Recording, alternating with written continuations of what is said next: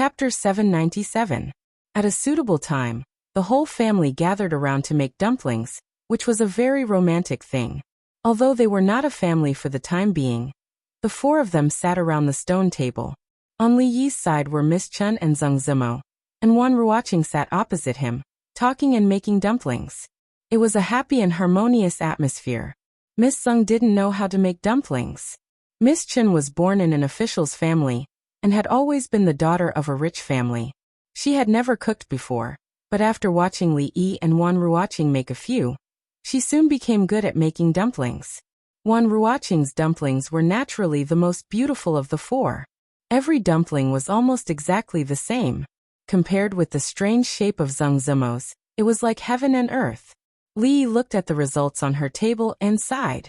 If you make them like this, they will all fall apart when you put them in the pot. Who would want to eat them? Zheng Zimo looked at the others' dumplings on the table, and then looked at her own. She blushed and whispered, "I made them myself. I can eat them myself." Li Yi couldn't stand it anymore. After wrapping one, he directly grabbed her hand and put in the dough and stuffing. Look like this. First knead the two ends, then fold the dough at the back inward, and knead them together with the front. Let go of me. Zheng Zimo looked up in panic. Seeing Wan Ruoqing and Mrs. Chun looking at her with a smile, her heart was beating fast, and her face was even redder. She whispered, I learned." Li Yi clapped his hands, looked at her and said, "Then you make one and let me have a look." After a while, seeing a dumpling that was even worse than before, Li Yi habitually rubbed his eyebrows and said helplessly, "Forget it, you can make it however you want." "Ha." Xiao Chui, who was watching from the side, laughed out loud. She pointed at Li Yi and said loudly, "Li, you have an eye on your forehead." Only then did Li Yi realize that he had forgotten that his hands were still stained with flour. Xiao Chui and Xiao Zhu giggled behind him. Third Miss Chun and Wan Ruoqing also looked at him with smiles on their faces. As for first Miss Zheng, she laughed even more unscrupulously. Li Yi quickly reached out and wiped her face. The corners of his mouth twitched. "Keep smiling. Ah." After the scream, the expression on Zheng Zimo's face was stunned at first. Then she showed a look of shame and anger. She dipped her palm in flour and pounced on Li Yi. However, with her skills, how could she be a match for Li Yi? Li Yi tilted his body and dodged her attack. He even wiped the other side of her face and laughed. "That's more symmetrical. If I had another one on my forehead, I could directly go to the brothel to sing opera." "Ah, I'm going to kill you." Wan Ruoqing and Third Miss Chun continued to make dumplings, but there were two figures chasing each other in the yard, and there was a lot of chaos. The result of the flour fight was that Wan Ruoqing and Third Miss Chun were making dumplings outside, while Li Yi and First Miss Zheng were washing their faces inside. With Li Yi's skills, although he could ensure that he didn't get any flour on his body, he couldn't really do that. If he annoyed First Miss Zheng, his ending would be even worse. "It's all your fault." Zheng Zimo took a handkerchief to wipe her face and threw it into the water. She glared at Li Yi and said angrily. She was a woman, but she had actually played with him in the yard just now.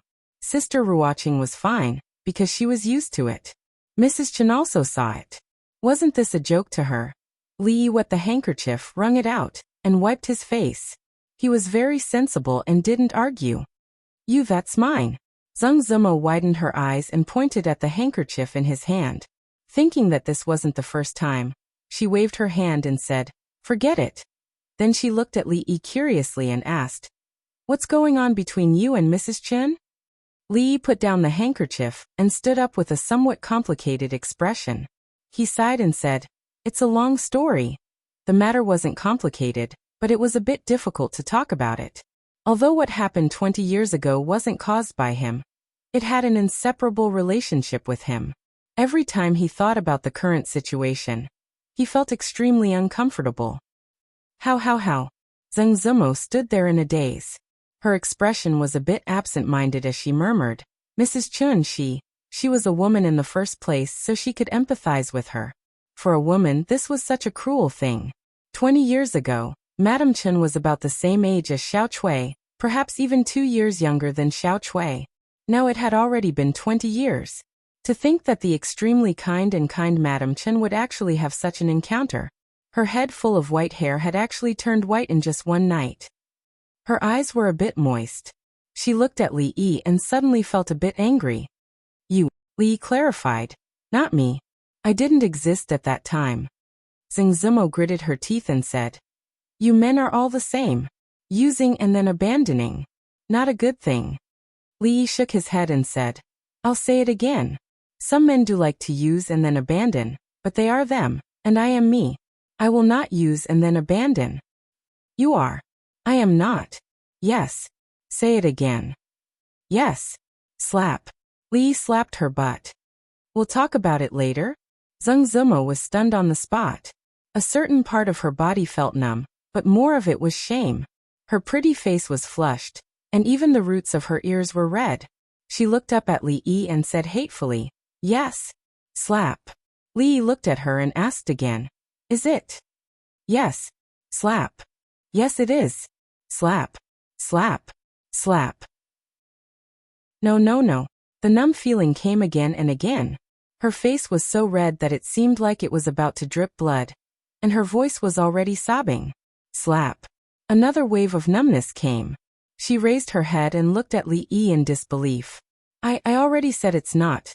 Li Yi looked down at her and said with some embarrassment, Sorry, I hit you casually. Why don't you say no again? It was never too late to mend the fold after the sheep were lost. A prodigal son's repentance was more valuable than gold. And there was still a glimmer of hope at the end of the tunnel. To be able to recognize one's mistakes was a good thing. And Li Yi still had to learn from Miss Zheng on this point. Miss, why is your face so red? Xiao Chui asked Zhengzimo in surprise when the two of them walked out of the backyard. Li Yi explained, The water is too hot, and your miss is thin-skinned, so her face turned red. Xiao Chui nodded, not really understanding. She didn't know whether the water was hot or not, but she knew that every time the miss was alone with Li, her face would turn red. Wan Ruoqing looked at the dumplings on the plate and said, It's just the few of us. We're almost done. When Li Yi helped to clean up the tray on the stone table, there was a sudden knock on the door. Open the door. Open the door. Li Yi, don't hide. I know you're inside. Li Yi frowned, dusted off the flour on his hands, and walked toward the door. Third Miss Chen was startled and murmured, Second brother? At a certain moment, the knocking stopped. Chen Chong took a few steps back and looked at the two people who suddenly appeared in front of him. He asked, Who are you? The dozen guards behind him also looked at the two warily, as if they were facing a great enemy. One of the men said expressionlessly, I want to ask, who are you, and what are you doing here? Creak. The door opened from the inside and Li Yi walked out. Young master. The two men looked at him at the same time and lowered their heads slightly. Li Yi nodded, then looked down and asked, May I know what business you have here, Lord Supervisor? Chen Chong's face was filled with anger. You dare to ask me? Where is my third sister? Hand her over. Second brother. Third Miss Chen hurried out and said, Second brother, I'm fine. Chen Chong looked at her nervously and asked, Miao Yu, did this bastard do anything to you? Li Yi looked at him, his eyes narrowed, and his fists clenched. He didn't offend anyone, so how did he become a bastard? If not for Third Miss Chen being here, he would definitely let this guy know what it meant to be a bastard. Chen Chong glanced at Li Yi, then supported Third Miss Chen and said, Third sister, let's go. Follow second brother home. The preparations have already been made. We can't leave now. Third Miss Chen shook her head. Chen Chong frowned and said, Don't mess around. Hurry and follow second brother home. The guests are all waiting. Third Miss Chen shook her head again and said, Yeah, you just made some dumplings here. Why don't second brother stay and eat some with us? Dumplings? Chen Chong's expression froze. Third sister made them personally? He found it hard to believe. Ever since he was young, his third sister had never done such things. As the daughter of the Chen clan, who would dare to make her do such manual labor? Even as her elder brother, he had never eaten the dumplings she made personally. Third Miss Chen waved her powder-stained hands and said with some embarrassment, I just learned how to make them, so I didn't do it well. Chen Chong stood there in a daze. After thinking about it, he nodded slightly. Then eat some. Chapter 798. Since the third young lady had spoken, Li naturally could not ignore her, and shut Chongqing outside the door. "Come in." Li only glanced at Chongqing and said expressionlessly. Although he was a magnanimous man and did not mind what Chongqing had said to him, his expression was naturally not pleasant. He was having a good meal here, and this shameless outsider had the nerve to come over? Halfway there, he realized that the dumplings had run out. The dumplings made by 4 people were only enough for 4 people and 2 servant girls. With the addition of 1 more person, it was not quite enough. Turning back, he looked at Chongqing and said calmly, "The dumplings are out. Lord Chen, go and buy some more." You, as a dignified minister with the backing of the House of Duke, when had he ever been ordered around like this? Anger appeared on Chongqing's face.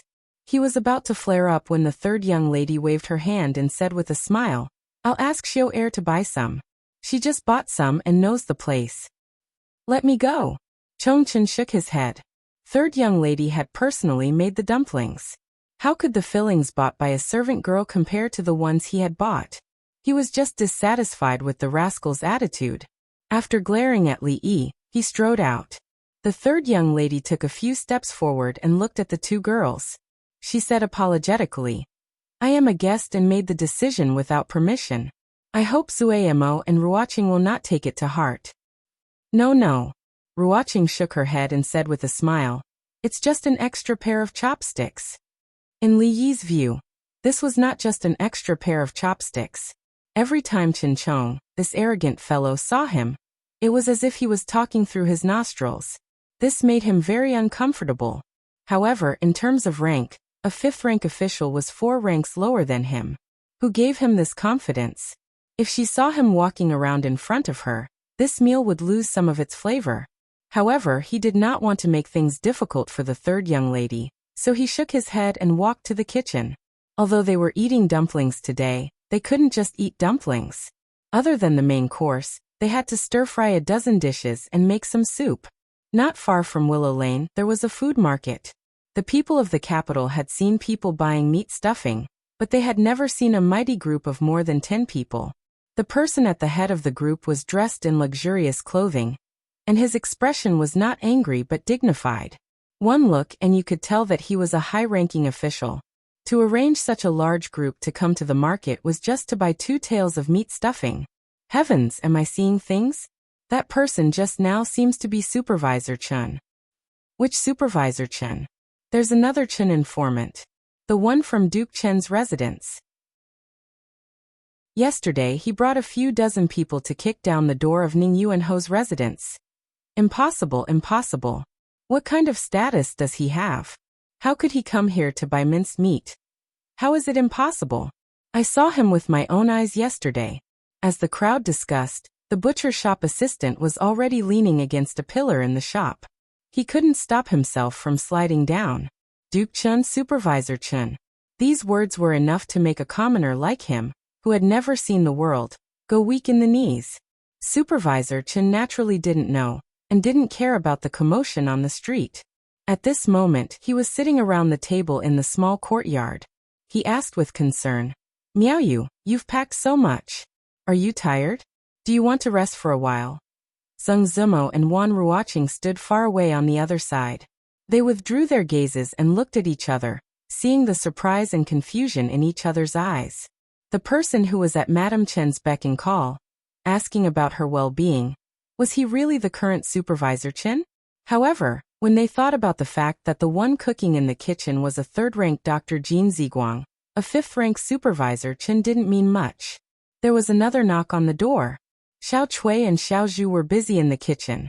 Zheng Zimo walked over and opened the courtyard door. "Zimo." Zheng Shichen walked in with a smile on his face. He saw 2 figures he had never seen before at the stone table in the courtyard. He was startled and immediately said, "Are there any guests? I'll leave first then. I won't disturb you anymore. I'll come back tomorrow." He turned around and walked out the door. Only then did a voice come from behind him. "Wait a moment." Zheng Shichen turned around with a puzzled expression. "Is there anything else, Zimo?" Zheng Zimo looked at him with a hesitant expression. She quickly lowered her head and said in a small voice, "Since you're here, let's have a meal before you leave. Zheng Shichen turned around and looked around. When he found that he was the only one here, his body suddenly trembled. He pointed at himself in disbelief and asked, Me? Come in first. Zheng Zimo nodded and slowly walked into the courtyard. Okay. Zheng Shichen stood in place for a long time before nodding. There was a trace of joy on his face as he strode in. The first 2 times he drank a cup of herbal tea, but this time he could even eat a meal. This speed of progress made him feel as if he was in a dream. Assistant Minister Zheng, why are you here? An extremely surprised voice rang out in front of him. Zheng Shichen felt that this voice was somewhat familiar. When he looked up, he said in shock, Official Chen, why are you here? Seeing Chen Chong here, a trace of wariness flashed across his face. Almost subconsciously, he took a step forward and stood in front of Zheng Zimo. What are you doing? Chen Chong glanced at him in confusion, but the expression on his face quickly turned into one of schadenfreude. I only bought 2 ounces of stuffing. If you want to eat, go buy it yourself. Zheng Shichen looked back. Seeing that Zheng Zimo was fine, he finally relaxed. When he turned back, confusion once again appeared on his face. What do you mean, Official Chen? Chen Chong glanced at him. What do I mean? If you want to eat, go buy it yourself. There's no extra here. He had long been dissatisfied with the fact that an official of the court was ordered to buy meat stuffing. If he could order around a 4th-rank assistant minister of the Ministry of Revenue, he would naturally feel better. Li Yi poked his head out of the kitchen and saw Zheng Shichen standing in the yard. He knew that there was going to be another eyesore today. Zheng Zimo shook her head and said, I'll have Xiao Cui go buy it. Zheng Shichen had already understood the ins and outs of the matter. After seeing Li Yi, his worried heart also relaxed. He smiled and said, Since Official Chen does it himself, I won't break the rules. I'll go out for a bit and be back soon. Inside the market, the butcher had just walked out of the shadow brought by the official when he saw a customer walk in. Sir, what would you like to order? 2 ounces of meat stuffing. A middle-aged man in a dark robe said. The waiter wiped the cloth around his waist and said, All right, please wait a moment, sir. I'll cut it up right away. Assistant Minister Zheng, is it really you? Hearing the voice behind him, Zheng Shichen turned around and saw the man walking in. He looked left and right and said in surprise, Censor Qi? Since last year, the censors of the Imperial Censorate especially liked to wear casual clothes and wander the streets. It wasn't strange to see an supervising censor in the market. Censor Qi looked at him in surprise. Sir Zheng, what are you doing? Zheng Shichen smiled and said, Buying 2 ounces of meat stuffing to make dumplings. That Censor Qi's face revealed a look of surprise. He cupped his hands and said, I really didn't expect that Sir Zheng, as an assistant minister of the Ministry of Revenue, would be so thrifty. You must have come to this kind of place in order to sympathize with the people, investigate the prices of goods, and punish illegal peddlers, right? Ah. Zheng Shichen's expression froze. Censor Qi was immediately filled with respect. When Sir Zheng was in charge of the Yamen, he still went deep into the people to understand the people's feelings. He is truly a role model for us officials. I will write a memorial tomorrow. Ministry of Revenue, Assistant Minister? Punish illegal peddlers? The butcher stood in a daze behind the stall. His face was pale and his body trembled. The meat stuffing in his hand fell to the chopping board, and he fell to his knees. He shouted, Sir, you have wronged me. I am only a worker. About the matter of raising the price of meat. He pointed a finger at the fat middle-aged man behind him. It was all done by my shopkeeper. Zheng Shichen cupped his hands at Censor Qi and said, Sir Qi is too kind. I still have some matters to attend to, so I will take my leave first. Censor Qi also cupped his hands. Take care, Sir Zheng. Zheng Shichen took out a few copper coins and placed them on the chopping board. He picked up the meat stuffing and left without looking at the butcher. The butcher kneeled on the ground. He could only hear the sound of teeth grinding behind him. Wang ergo. He turned around and saw that the shopkeeper had taken a boning knife from the wall and was glaring at him fiercely. Raising the price of meat, I will chop you up. Chapter 799. The dumplings were all wrapped up, and were just waiting to be put into the pot. Third young Mistress Chun and the two maidservants sat in the courtyard and chatted. The chores in the kitchen were almost done. The two maidservants could not interfere in the following matters and stood at the back, pouring tea and water. Li Yi busied himself in the kitchen while Chen Chong and Sung Shichen stood at the entrance of the kitchen, watching. The Assistant Minister of Revenue, Sung Shichen, still had a look of surprise on his face. He shook his head and said, "If my colleagues in court were to find out that the dignified dean of the Mathematics Academy, Grand Scholar Jin Ziguang Lu, is actually doing this kind of kitchen work, I wonder how many jaws would drop." Chun Chong snorted coldly, his eyes filled with disdain as he said, "It's clearly an insult to the culture. It's more likely they'll laugh their heads off." Damn it, he had always disliked this guy. Not only did he not make a move, but he was also standing here making sarcastic remarks. Li looked back and said indifferently, "Come over and peel off those scallions." Chun Chong sneered, "Are you ordering this official? If you don't want to peel it, then please leave." Li Yi didn't even turn his head. "I think you're used to living a luxurious life. You probably won't care about a plate of dumplings." "Where's the green onion?" "The corner." After marinating the fish, Li Yi said, "If Sung Darren has nothing else to do, why don't you mash those cloves of garlic into garlic paste?" "All right." Sung Shichen readily agreed without any resistance. In the courtyard, Miss Chen looked at Zheng Zimo and said in confusion, "Zimo and Assistant Minister Zheng are both surnamed Zheng. Could it be?" Zheng Zimo smiled and said, "It's all in the past." Third Miss Chen saw that her expression was a little gloomy, so she didn't ask further. The three of them chatted about something else. From time to time, sounds could be heard coming from the kitchen not far away. "I asked you to peel the scallions, not to peel them all. Look at the scallions you peeled. What's left?" This was Li Yi's angry voice. "You dare to shout at this official?" Chun Chong's voice was similarly enraged. "What's wrong with that? Do you have a problem with that? This official.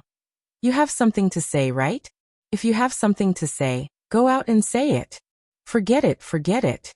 There are only a few green onions left. There's nothing for you to waste. Go take this trash out and throw it away." "What do you mean by supervisor? You can't do anything right, but you're good at spoiling things. You can only throw trash away." Chen Chong angrily walked out of the kitchen with a dustpan in hand. After taking 2 steps, he turned back and asked, "Where should I throw it?" Wan Ruoqing stared blankly in a certain direction. She hesitated for a moment before asking, "There." Third Miss Chen shook her head and said, "It doesn't matter. Let them be. It will be more lively this way." She looked at the 2 women with a smile on her face and asked, "You must have known that child for a long time, right?" Sung Zimo was confused. "Which child?" Wan Ruoqing smiled and nodded. "We first met in Qing and Fu. It has been almost 2 years since then." While the 3 of them were talking about these things, a fragrant aroma gradually drifted out of the kitchen. Usually, there were only the 4 of them in the small courtyard. Most of their meals were at the stone table in the courtyard. If the weather was bad, they would eat inside the house. Li Yi would occasionally eat here, so it wouldn't be crowded with one more person at the table. Any more and it would be hard to sit down. As outsiders, Assistant Minister Zheng and Supervisor Chen could only sit at the stone table outside. This was a special seat for distinguished guests that Li Yi had specially arranged for them. After they sat down, Li Yi took a few bites and then stood up. "Everyone eat first. I'll go cook the dumplings." Wan Ruoqing stood up. "I'll go help. You guys eat. I can do it alone." Li Yi shook his head and walked toward the kitchen. Third Miss Chen's gaze moved away from the door and asked, "Does he often cook?" "He never cares about what outsiders say. When he was in Qing and Fu, he often cooked himself." Wan Ruoqing nodded and asked, "Is the food to your liking?" A gratified smile appeared on Third Miss Chen's face. Even the imperial chefs in the palace are only so-so. The 3 of them talked for a while. After a while, Zheng Zimo looked outside with some confusion and murmured, "Why isn't he back yet? I'll go and see." She got up and walked out of the courtyard, heading in the direction of the kitchen. In the kitchen, Li added a fire under the stove and washed his hands in a basin on the side. Then he picked up the bowl and ate the dumplings in the bowl one mouthful at a time. Let's call them dumplings for now. The dumplings made by Miss Zeng looked like dumplings before they were put into the pot. After they were put into the pot, they were a mixture of dough, meat filling, and water. The taste was really the most unique dumplings he had ever eaten. Well done. We're all waiting for you inside, and you're actually stealing food here. A surprised and excited voice came from behind. Then, Li Yi's wrist was grabbed by someone. Miss Zeng looked at Li Yi with a proud expression as if she had caught a thief who had stolen something. What's stealing food? You're a girl. Watch your words. Li Yi was still holding the bowl in his hand. He said, Don't move, be careful not to spill it. It was very rare to see Li Yi embarrassed. Miss Zeng raised her chin and said with a little pride, You were stealing food and I caught you. You still want to deny it? Li Yi looked at her and said, Please, stealing food is a matter of two people. One person can't do it. Why can't one person do it? Zeng Zimo looked at him with some confusion. As soon as she said this, she understood what he had just said. Her face turned red, and she glared at him. She whispered, Lecher, don't worry about stealing food. Li Yi put down the bowl and said, The dumplings are almost ready. Help me bring them in later. Zeng Zimo walked to the front of the stove and said, I want to eat the dumplings I made. You made them? Li Yi shook his head and said, I threw them away. They are all scattered in the pot. How can I bring them up? You. Zeng Zimo looked at him with some embarrassment. Those were the dumplings she had painstakingly made. Although they were not good-looking, it was still her first time. How could he? Her eyes inadvertently caught a glimpse of the bowl that Li Yi had placed on the side, and her expression was slightly startled. Of course, there were not dumplings in the bowl. The dough and meat were scattered, and there was no dumpling shape at all. The only one that was somewhat similar was a dumpling with 2 round ears, which she had made herself. You. Her voice softened, and she lowered her head, not daring to look at Li Yi. Although she was a little flustered and bewildered at the moment, there was another kind of sweet and warm feeling in her heart. Li Yi took out the bowl and chopsticks, intending to rinse it with water again. He said, Help me keep an eye on it. When the water boils twice more, you can put it into the pot. Okay. Zeng Zimo nodded and made a vague syllable from her throat. She stood on tiptoe and leaned over to look into the pot. When she made such a posture, her body would naturally bend down in an arc. This familiar arc made Li Yi's hand feel a strange feeling, and his mind couldn't help but recall the scene in the morning. When Zeng Zimo inadvertently turned her head, she saw that he was staring at a certain part of her body. Her body stiffened, and that part seemed to begin to become numb again. Her breathing was a little rapid, and she said angrily, Where are your eyes looking? Ahem ahem. Li Yi coughed dryly, looked at the pot, and said, It's about time, let's start the pot. Zeng Zimo's face was blushing. She looked back and whispered, It's not boiling yet. It's not boiling yet. It's not bad. In addition to the dumplings, the dishes on the table were also very sumptuous. They were originally packed according to the number of people. Li Yi brought out the last bowl of dumplings and said with a smile, Everyone try the taste first. Delicious. Xiao Chui ate a dumpling. Although it was scalded and kept sucking in air, her chopsticks had already reached out. Her eyes inadvertently glanced at Li Yi, and as if she had discovered something, she pointed at the corner of his mouth and said with a smile, Li, did you secretly eat in the kitchen just now? Splash. Hearing the words secretly eat, Zeng Zimo's wrist trembled, and the dumpling she had already picked up fell back into the bowl. In the courtyard next to the stone table, Chen Chong picked up a dumpling, dipped it in vinegar and took a bite. Then he was startled, raised his head, and asked doubtfully, Assistant Minister Zeng, don't you feel that this dumpling is a little raw? Chapter 800. I think it's okay. Seng Shichen shook his head. Although official Chun has some old grudges with Marquis Li, what sort of person is he? Why would he use such a method to take revenge on you? I think so too. Chen Chong nodded and swallowed the entire dumpling.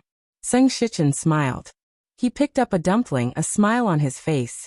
but when he put it into his mouth his smile froze. Swallowing with difficulty, Sung Shichen put down his chopsticks.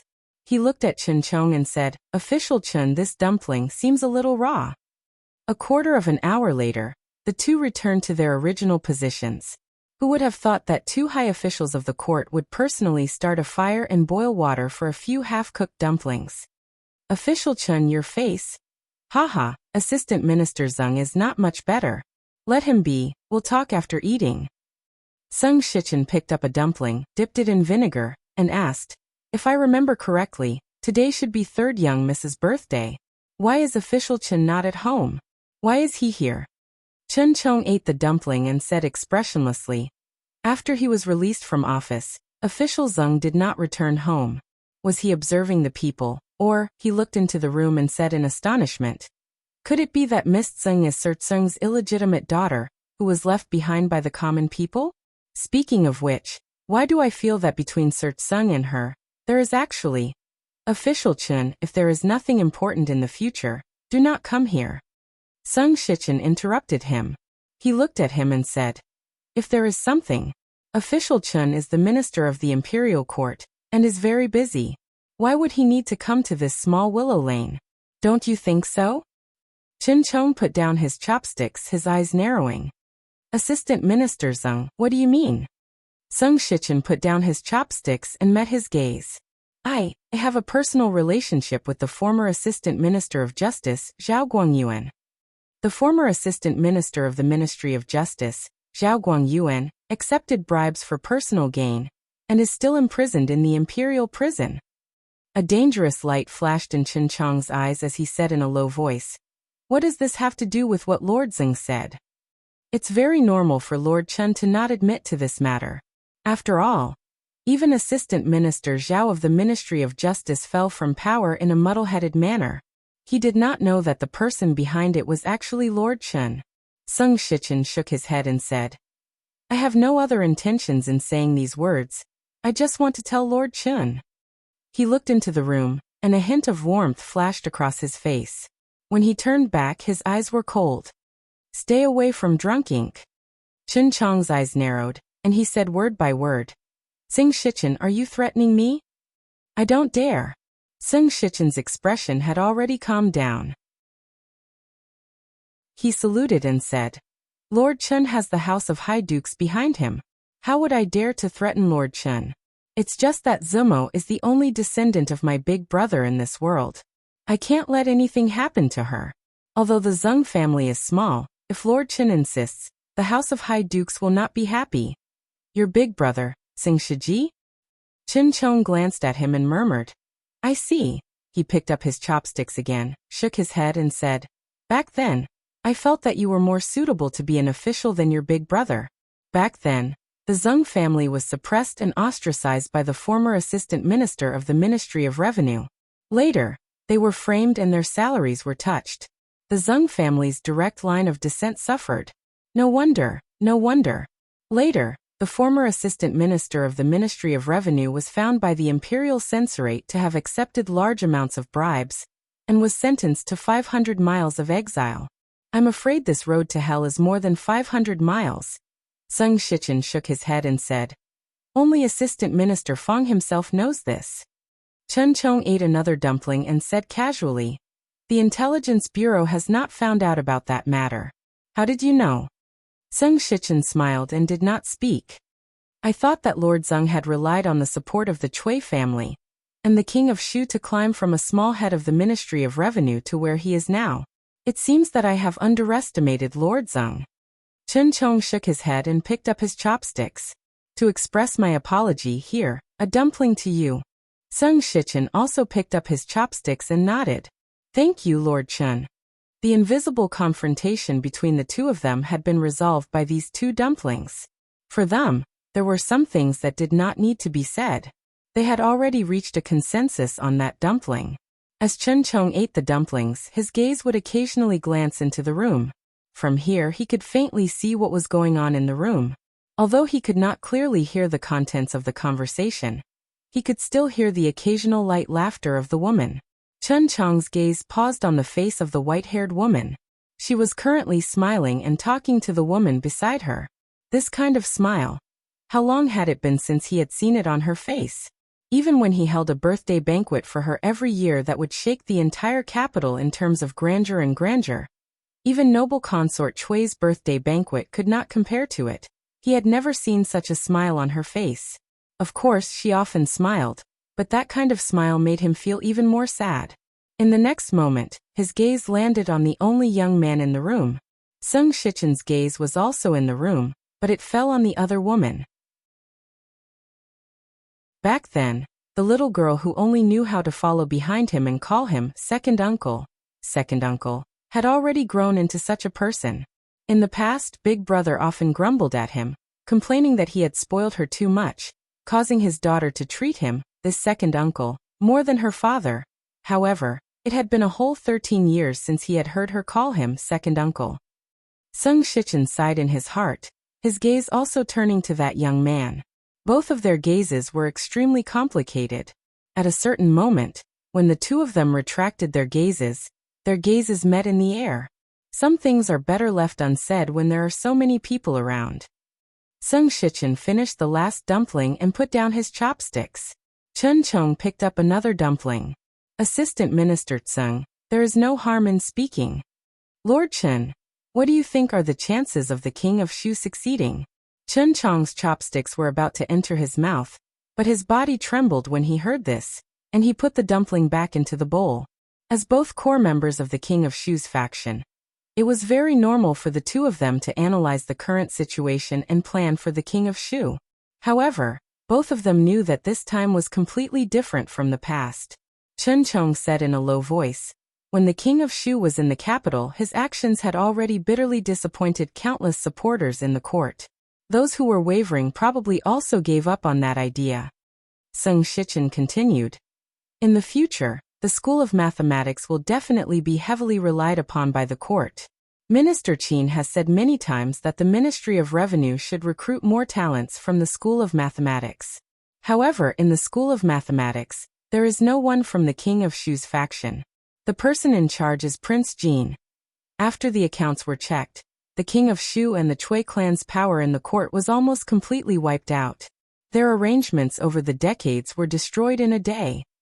The Chui clan's foundation was almost destroyed by foreign merchants. They could not interfere in the matter of the School of Mathematics, and they have lost the support of the people.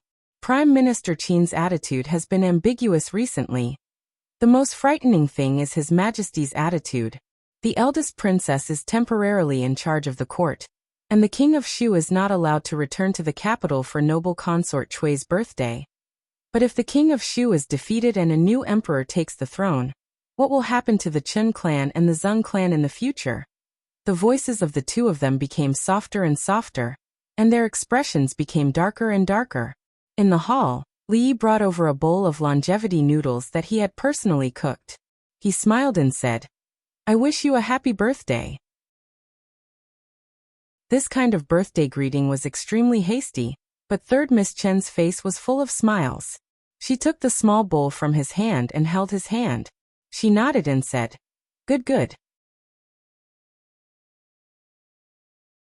Chapter 801. Duke Chen's Residence. Although night had yet to fall, the entire Chen residence was filled with jubilation.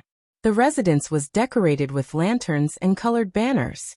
Guests arrived and chatted with each other. Servants and maids walked among them, serving delicacies and wine. The atmosphere was joyous. To the Chen residence, today was even more lively than the New Year, Lantern Festival, and Mid-Autumn Festival. This lowly official greets Lord Chen. Today, there is only Chen Qing, not Lord Chen. Long time no see, congratulations on your promotion, Lord Chen. Today is my youngest sister's birthday, let's not talk about these things. Sit over there. Lord Qin, welcome. Cui Lu, bring Madame Qin to the ladies in the inner courtyard. The Chen family's status in the imperial court was not low, and it could even be said that it played an important role. This was not only because of Minister Chen's prestige and connections in the past, but also because the Chen brothers held important positions in the imperial court. One was a minister, and the other was now an official's attendant. Anyone who was invited to today's banquet more or less had the intention to curry favor with them. Chen Qing personally welcomed a few important guests, then turned around and frowned. What time is it?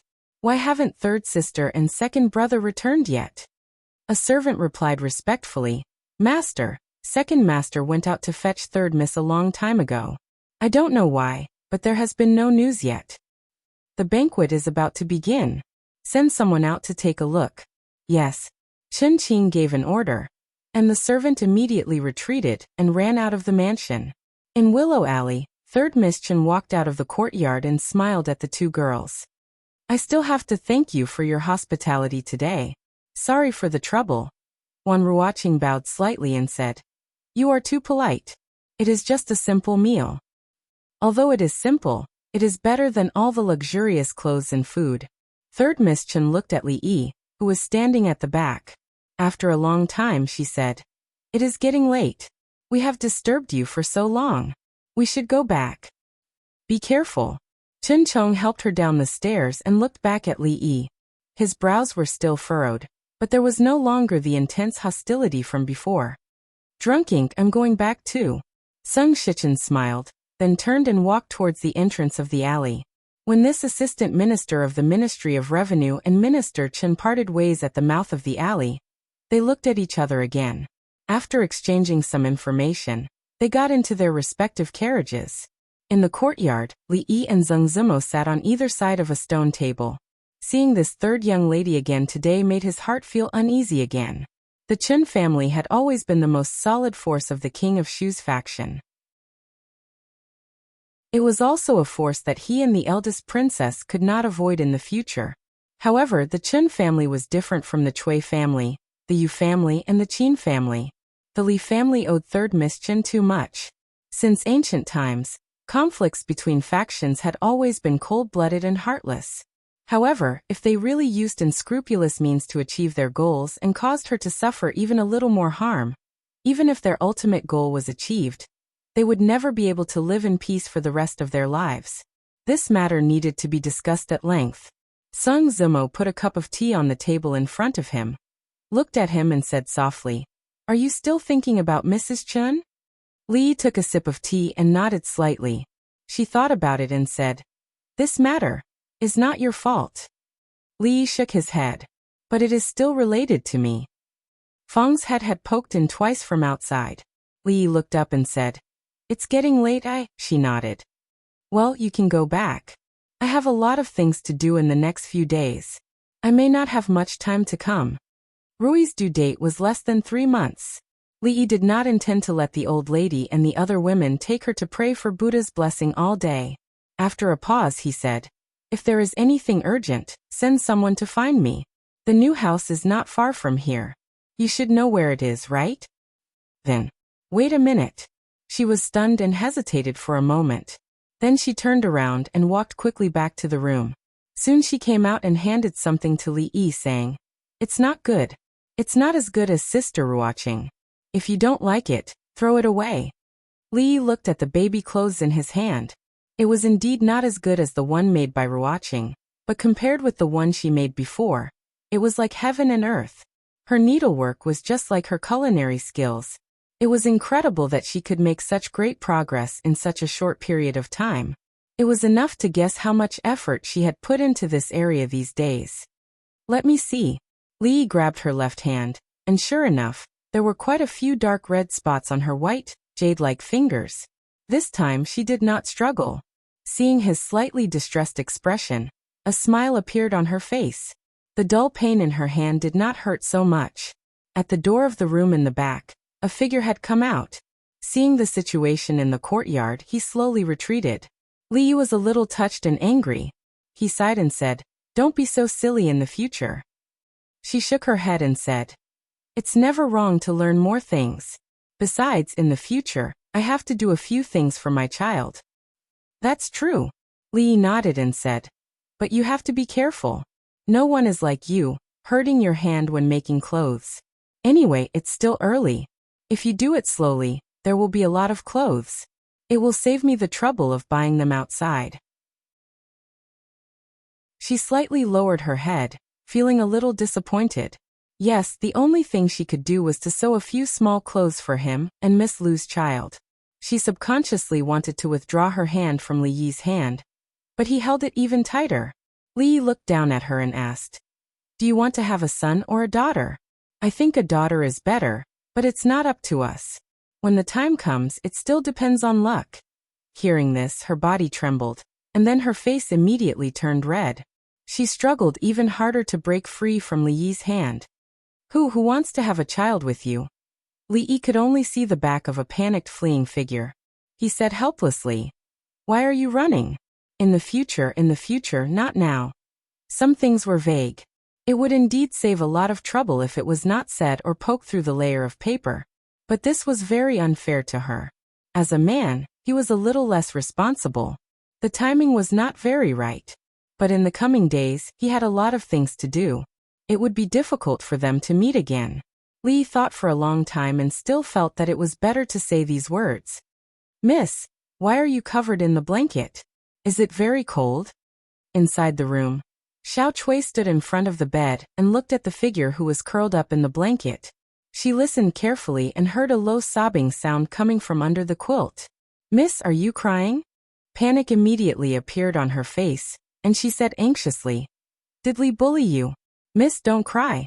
I'll go find him now." "Don't." A figure quickly jumped up from the bed. Zheng Zimo grabbed Xiao Chui's arm, and her face was full of tears. She shook her head repeatedly. "Don't go, it's not his fault." "It's me," Xiao Chui asked doubtfully.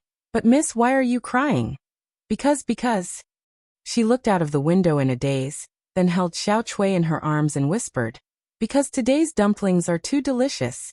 The young girl's face revealed an extremely surprised expression.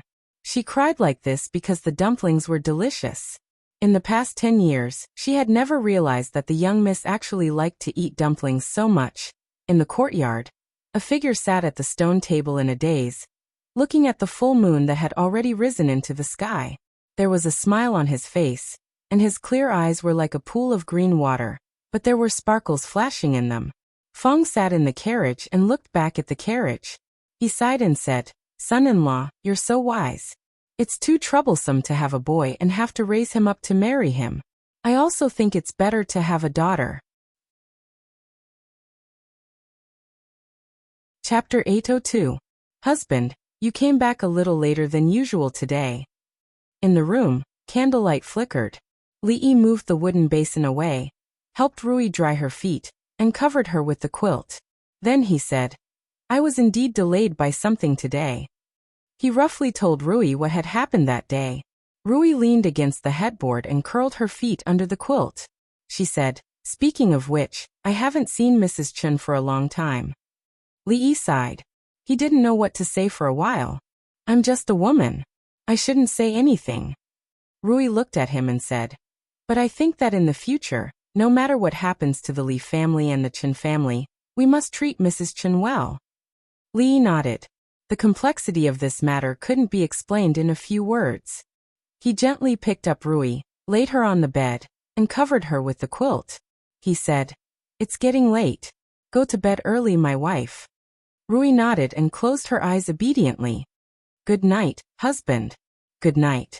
Li kissed her gently on the forehead. He walked over to turn off the light and left the room. The moon was very bright that night. There were lanterns hanging in the courtyard, so it wasn't very dark. Li Yi took some desserts from the kitchen and a pot of grape wine. He sat at the stone table in the courtyard. He had cooked a lot today, but he didn't eat much. He was a little hungry now. He ate the desserts and drank the wine, thinking about something. Many things had happened these days. He needed to think about them from time to time. The most important thing was to find another job for old Feng. With a grandmaster like Su Lao by his side, his existence seemed a lot more unnecessary. Secondly, since the old emperor handed over the affairs of the court to the eldest princess, he really didn't care about anything. He moved to Hibiscus Garden with the empress, Yan Fei, and the others and retired early. According to the eldest princess, he actually asked the imperial guards to open up a vegetable garden in Hibiscus Garden. He had already planted the seeds himself. When spring came next year, he would be able to eat the vegetables he grew himself. Other than that, he played on the streets with Xiaoning and Yongning every day under the protection of a group of hidden guards. He led the dogs up the mountain to chase rabbits and set traps to catch pheasants. Of course, he didn't chase them himself. Li Yi was starting to wonder if things really turned in the opposite direction when they reached an extreme. The old emperor had been working hard his whole life, but in his old age he had completely let himself loose and neglected his duties. If this went on, he would not be able to keep his chastity. However, after staying away from the affairs of the court, he went to bed early and woke up early every day. Even the frequency of his illness was reduced. Li Yi didn't remind him too much about this. Winter was coming, and at that time he would have to obediently stay in hibiscus garden like a turtle. Winter was the season of asthma. If he survived this winter, there would be hope for the next year. Li Yi was also worried about the eldest princess, who was personally in charge of the court affairs. Although she often participated in the court affairs, it was the first time that she was acting in the place of the emperor. There would be too many problems in the process. Therefore, during this period, whether it was Li Yi entering the palace or the eldest princess leaving the palace, they were very frequent. Moreover, apart from the court affairs, the two of them had other more important things to discuss. Of course, these things were secrets only the two of them could know. They couldn't let others hear about it. Li Xian couldn't, and the old emperor couldn't. Besides, there was something else, about himself. For him, compared to other things, this matter was more troublesome. Mississippi Lu, who was wearing a thin shirt, came over and sat opposite him. She pinched a piece of pastry and poured herself a glass of grape wine. She was very busy these days and often didn't eat at home. There were not many opportunities for the two of them to sit quietly and face each other like this. When she poured the second glass of wine, she slowly said, "I'm out of silver. Take 100,000 taels first. We'll talk about it if it's not enough." Lu Meng was his family's power. Li Yi wouldn't be stingy on spending money on this. He gave her the silver, and she could do whatever she wanted. She didn't expect him to be so straightforward this time. Mississippi Lu looked at him in surprise. Rui, Li Yi thought for a moment, suddenly sat up straight and looked at her. "I have a question to ask you." Mississippi Lu pinched another piece of pastry and said lightly, "Speak." "I have a friend." Li Yi looked at her and said seriously, "This friend of mine has encountered some troubles recently." Mississippi Lu looked at him calmly and waited for him to continue. Li Yi looked at her and continued, "This friend of mine has fallen in love with a woman. That woman is very good, but he has a wife. His wife is very gentle and beautiful. He also loves his wife very much. This friend of yours, don't tell me his surname is also Li?" Mississippi Lu suddenly looked at him and asked. Li Yi nodded and said, "It's just a coincidence." "A coincidence? This friend of yours, other than that woman, has a lot of women outside?"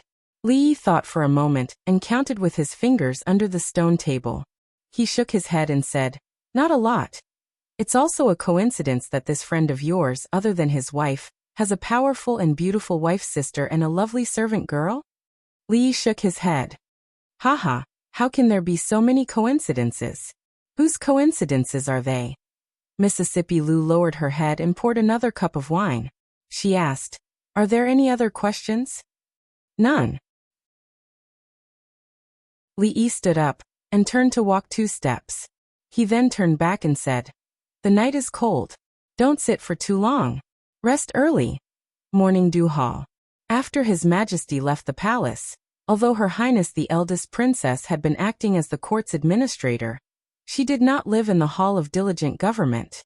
Usually, the memorials sent by the minister of Shangshu would be sent to the palace where she lived. "You have to continue following up on the matter of papermaking, but I think it should be done soon. In 2 days' time." Li spread out a piece of paper and wrote and drew on it. Lowering the price of paper is a good thing for the scholars of the world. It is also a sharp weapon to rope in the scholars. The academy has already begun preparations in the various provinces. When the time comes, there will naturally be people who will publicize what you have done in the capital. Once these 2 things are done, it will almost be enough to win the hearts of the scholars of the world. Continue to send people to the Yu family every day. They will definitely continue to raise the price of paper. When the price reaches a certain level, they will definitely be tempted and start to stock up. Because if the academy uses that price to buy their paper, the entire operation of the academy will collapse. They will kill two birds with one stone. Of course, we will definitely not let them kill two birds with one stone. After the new cheap and good quality paper is released, the Yu family's paper mill will collapse and the paper they have in stock won't be sold. The Yu family. It just so happens that winter is coming. We won't starve to death with the Chui family. We will have company and won't be lonely. After listening to him, Emingzi nodded, but her face showed some confusion. She looked at Li Yi and asked seriously, Can I really do it? Li Yi looked around and moved closer to her. He said in a small voice, Don't think about these things now. What we need to do now is to let His Majesty know, let all the civil and military officials know, that what His Majesty can do, you can also do it, and you can do it better, even better than all the previous emperors of the past dynasties. This is something that happens subtly. We already have a lot now. Even if we encounter some resistance in the future, at that time, that little bit of resistance won't be a big deal. Li Yi had also seriously thought about it. Compared to the legendary figure, the eldest princess, whether it was her identity, position, or the power in her hands, was much greater. It could be said that she was truly a good seedling. The only thing she lacked might be that kind of temperament and means. Of course, he also did not want the eldest princess to have that kind of temperament and means. She only needed to be responsible for completing the task given to her by His Majesty, and being as beautiful as a flower. As for other things, there was him. Chapter 803. Is the Princess Royal in? Li Xian stood at the entrance of the morning dew hall, and asked a palace maid. After getting an affirmative answer, he walked in. These days, Emingzi was sometimes in the palace and sometimes at Li Yi's place. If he wanted to see her, he had to rely on luck. This was not the most depressing thing. The most depressing thing was that no matter where they were, she and Li Yi always seemed to deliberately avoid him when they were talking about things. He had accidentally bumped into them a few times. The two of them were originally having a serious discussion, but when they saw him, they would immediately change the topic. The last time, they actually said that they were talking about whether the crown princess would give birth to a boy or a girl, and even asked him if he liked a son or a daughter. Needless to say, of course he liked a son. But if it was a daughter, it was fine because it would be his child. This was not the most important thing. The most important thing was that between the two of them, one was his best friend, and the other was his family. This feeling of being ostracized by the people closest to him was very uncomfortable. There must be something hidden in this that he did not know. He opened the door and saw the two people in the room. After a moment of shock, he smiled and said, "You're both here. The new paper has been made, it's very good." "Oh yes, what were you talking about just now?" Because the two of them were talking about something secretive, Li Yi deliberately stayed very close to the Princess Royal. When Li Xian pushed the door open and entered, he had no time to react at all. He secretly glanced at the Princess Royal. At such a close distance, she should have been able to sense it. Emingzi lowered her head. She had been absent-minded for a moment, and when she realized it, it was already too late. Li Yi looked at Li Xian, then looked at Emingzi and asked, "Yes, what were we talking about just now?" Emingzi looked at him and said, "The soup you brought today was very delicious, let's continue tomorrow." Li Yi's face was full of regret. "I was going to bring another kind of soup tomorrow. It's even more effective." Li Xian stared blankly at the two of them. When he came in just now, the two of them were so close to each other. When they turned around to talk to him, their faces were almost touching. Now they were actually telling him. What soup were they discussing just now?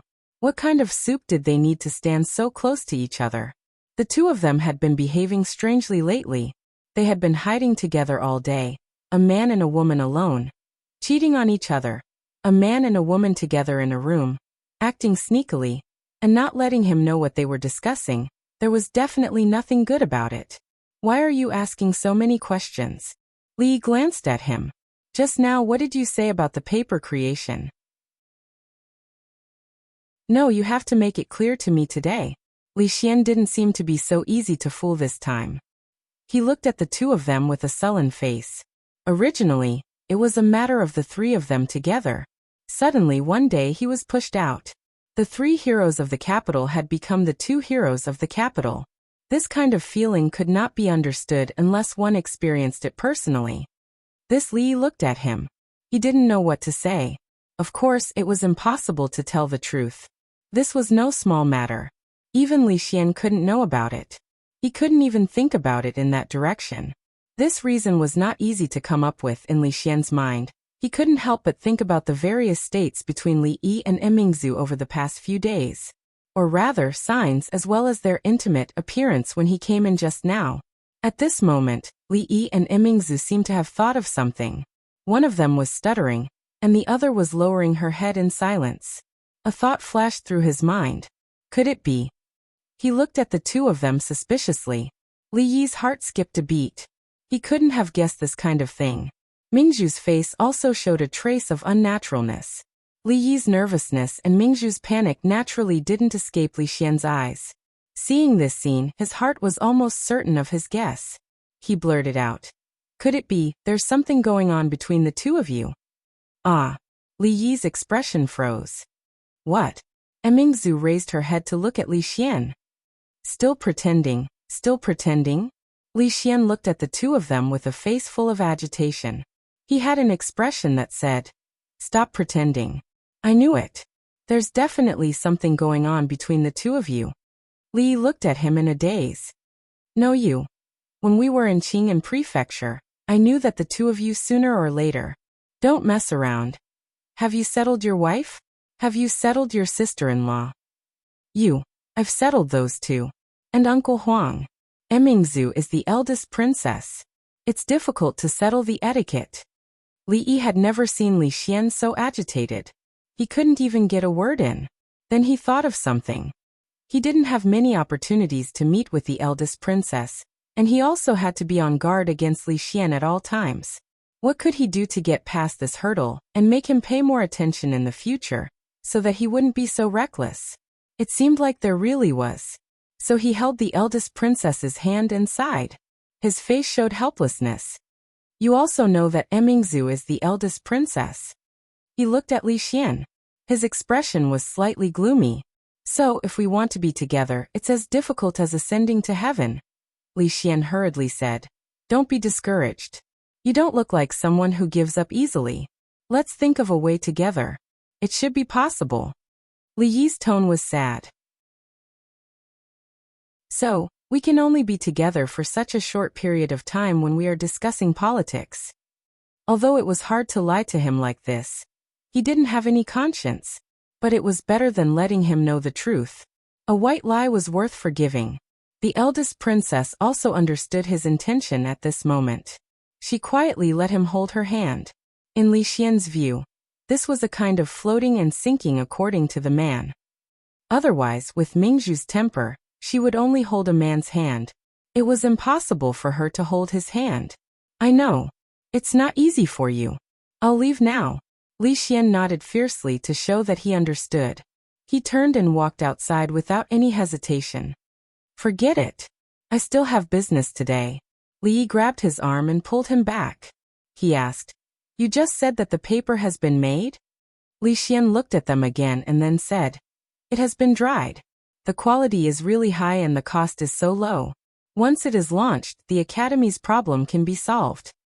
But he thought of something else and asked doubtfully, "Of the two types of paper you made this time, one is of high quality and low price. It will definitely be recognized by the world, but the other, it is very soft. After you use ink, it will immediately permeate. You can't write on it, you can't draw on it, and you can't use it to wrap things. Why did you waste so much effort to make this inferior paper?" Li Yi glanced at him and said, "Why do you care why I made this paper? Since it has been made, it must be of great use. Otherwise, what is it used for? To wipe my ass?" Li Xian looked at him disdainfully. "Vulgar. Let's not talk about this." Li Yi looked at him and said, "I've taught you the basic method of paper making. Now you have a certain understanding of the principle of paper making. You can use this knowledge to take a small step forward." "How?" Li Xian asked doubtfully. The paper for writing has been made. It shouldn't be difficult to make waterproof paper and fireproof paper. I'll give you 3 days. Is that enough? Li Xian's eyes widened. Waterproof paper and fireproof paper? Why? Is 3 days too short? Li Yi thought for a moment and said, then 5 days. 5 days is enough. If it's longer, I may not want to eat paper-wrapped fish so much. Li Xian shook his head vigorously. As the saying goes, paper can't contain fire. This paper will also become useless in contact with water. How can you make the 2 kinds of paper you mentioned? Haven't I already taught you the basic method of paper making? Besides, you are in the field of science. Don't say the word impossible so easily. Li Yi walked to the door of the hall and seemed to think of something. He turned around and said, by the way, about me and Emingzu. Don't worry, I won't tell anyone. Li Xian said in a daze. Then he counted with his fingers and said loudly, also, impossible is 3 words. Chapter 804. In the small courtyard of Willow Lane, Xiao Chui held her chin with one hand and stared straight at the door. She murmured, Miss Lily hasn't been here for a long time. Zheng Zimo was spreading the osmanthus flowers she had just picked yesterday on the stone table to dry. After the osmanthus flowers were dried and ground into powder, they could be stored until this time next year. The fragrance filled the courtyard. She didn't answer Xiao Chui's question. Instead, she moved the ones that had just been sun-dried to a place where the sun could shine. Miss. Xiao Chui stood up and trotted over.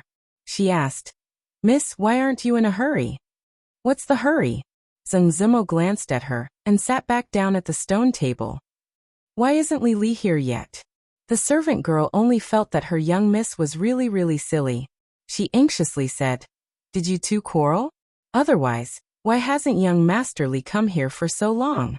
Young miss, at this time, you can't throw a tantrum. Young Master Li is such a good person. Okay. Zheng Zimo waved her hand and said, his wife is about to have a baby. He is taking care of it at home. Of course, he doesn't have time to come over. Don't think too much all day. Oh, so that's how it is. Xiao Chui nodded. Her heart finally relaxed. Zheng Zimo looked up at her and asked, What did you say about me just now? Petulant? I'm not. Xiao Chui ran over and shook her arm. Miss is the best. Wan Ruoqing, wearing an apron, came out of the kitchen and asked with a smile, Zimo, didn't you say you wanted to learn how to make osmanthus cakes from me? Come in. You. Zheng Zimo stood up and pointed her finger at Xiao Chui's forehead. Then, she turned around and walked quickly to the kitchen. Is it difficult to make osmanthus cakes? She was full of confidence before, but after walking into the kitchen, she was a little worried. Wan Ruoqing smiled and said, It's not difficult to make, but it's not easy to make it delicious either. Osmanthus powder, noodles, water temperature, kneading time, steaming time, and the size of the fire will more or less affect the taste. Ah. Zheng Zimo's eyes widened, and her face revealed a dispirited expression. It's over. I can't do so many things. Wan Ruoqing shook her head and said, As long as it's you who did it, it doesn't matter if it's good or bad. What are you talking about? Zheng Zimo blushed and said, I just want to learn and cook for myself in the future. All right. If you say it's for yourself, I'll make it for myself. Wan Ruoqing smiled and said, Although the process is a bit complicated, fortunately there is still a lot of time. After trying a few times, I will naturally be familiar with it. What do you mean I'm making it for myself? That's what I meant. Okay. I'll make it for you. But before that, I have a question to ask you. Why are you acting so mysterious? What's the problem? Say it. Does drunken Emo like boys or girls? Zheng Zimo was startled and immediately blushed. Seeing the teasing look on Wan Ruoqing's face, how could she not know that what they said that day had been heard by her? She said angrily, Good, you dare to laugh at me. She reached out to tickle the other, and Wan Ruoqing dodged and fought back. After a while, the 2 women were flushed. Zheng Zimo panted slightly and said, No more. Let's get started. Wan Ruoqing nodded, and a smile appeared on her slightly haggard face. However, in this smile, There was a hidden trace of loneliness, desolation, and sourness. Zheng Zimo, who was full of joy and sweetness, did not notice it. The maids of the Li family had been very frightened in recent days. They were specially assigned by the old lady to take care of the young madam, but it had been half a month, and they could only do things like wiping the table and sweeping the floor. The Marquis's care for young madam could be said to be meticulous. He was so meticulous that they could not interfere at all. He was so meticulous that other than cooking personally, he even chased them away from things like combing hair and washing feet. What made them sad and even a little frustrated was that the hair that Master Ho combed for the young madam was much more beautiful than theirs. Even the maids who were the best at this could not compare. For a woman, wasn't the happiest thing in life to marry a husband who was willing to spoil her, love her, and take care of her in every possible way? Even if this husband did not have any great ability, it was enough to help each other for a lifetime. And Master Ho could no longer be described as great ability. He had great ability. The youngest duke of the Jing kingdom, the youngest minister of Golden Ziguanglu, and the most favored official of His Majesty. The more capable Master Ho was, the more precious the things he did for the young madam were. Their marquis was far from being comparable to the group of coquettish, cheap and powerful nobles outside. All right, husband, there's nothing else for me to do here. Husband, please go back to your work. Inside the room, Rui looked at Li Yi and said helplessly, "It's nothing." Li Yi shook his head and asked, "Are you hungry? Do you want me to peel an apple for you? The Wang family of Luochuan just sent it over this morning. It's better than the offerings sent to the palace." "Oh, you're not hungry? Then are you thirsty? The soup is almost ready, I'll go get you a bowl." "I'm not thirsty." "All right, then you rest first. I'll be in the courtyard. Call me if you need anything." Li Yi closed the door, walked into the courtyard, and sat opposite Mississippi Lu. Mississippi Lu was reading a newly published Wuxia picture book. Li Yi asked casually, "Do you have enough money?" Mississippi Lu turned a page, and her eyes didn't move away from the picture book. She said, 100,000 taels is enough for a long time. My previous investment can be gradually recovered now, and I won't need so much in the future. After all, he was concerned about her. Her casual attitude was a bit too much. Li Yi frowned slightly, looked at her, and said, "Hey Rui, when you speak, can you look at others? This is the most basic respect, right?" Mississippi Lu was stunned when she heard this, and then nodded. She closed the picture book, raised her head, and sat up straight. She looked into his eyes and said apologetically, "Okay." After receiving Mississippi Lu's apology, Li nodded in satisfaction and asked, "Where were we just now?" "Oh, Lu Ming's investment has paid off." Mississippi Lu showed an expression of interest. She looked into his eyes to show respect and asked, "Speaking of your friend with the surname Li, has his matter been resolved?" "What are you talking about? Don't always talk about others behind their backs." Li Yi stood up and said, "There's something going on at the school. I'll go take a look. You stay at home and take good care of your sister." There was nothing going on at the school. As the vice dean and dean, Li Han would take care of all the matters at the school. However, he was still young, just over 11 years old. If the position of dean was really given to him, the old emperor and the court officials wouldn't feel at ease. Therefore, although he was now exercising the authority of the dean, he still had to wait for a few years to take over the position. There was a small grassy slope at the back of the school. In order to protect the lawn, neither students nor teachers were allowed to go up there. Of course, the dean was not included. At the back of the grassy slope, where they couldn't see, Li Yi and the eldest princess sat side by side. It was not an easy task to be in charge of the affairs of a country. Even a martial arts master had limited energy. She looked a little tired and didn't speak. She just crossed her knees and lowered her head, listening to Li Yi. The Yu family should also know that the paper price they offered can't be higher. If it's higher, your people don't have to agree, or it will be too fake. There's also news from the paper mill. They really have started to stock up. Let's wait a little longer.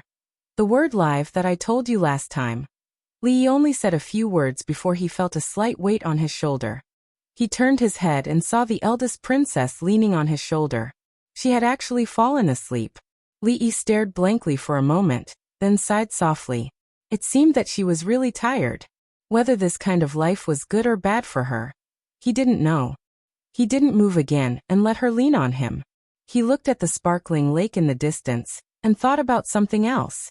At the bottom of the grassy slope, a figure walked up quietly without making a sound. Li Xian crawled up the grassy slope and looked down. When he saw the figures snuggling up to each other, he nodded slightly and slowly climbed back down.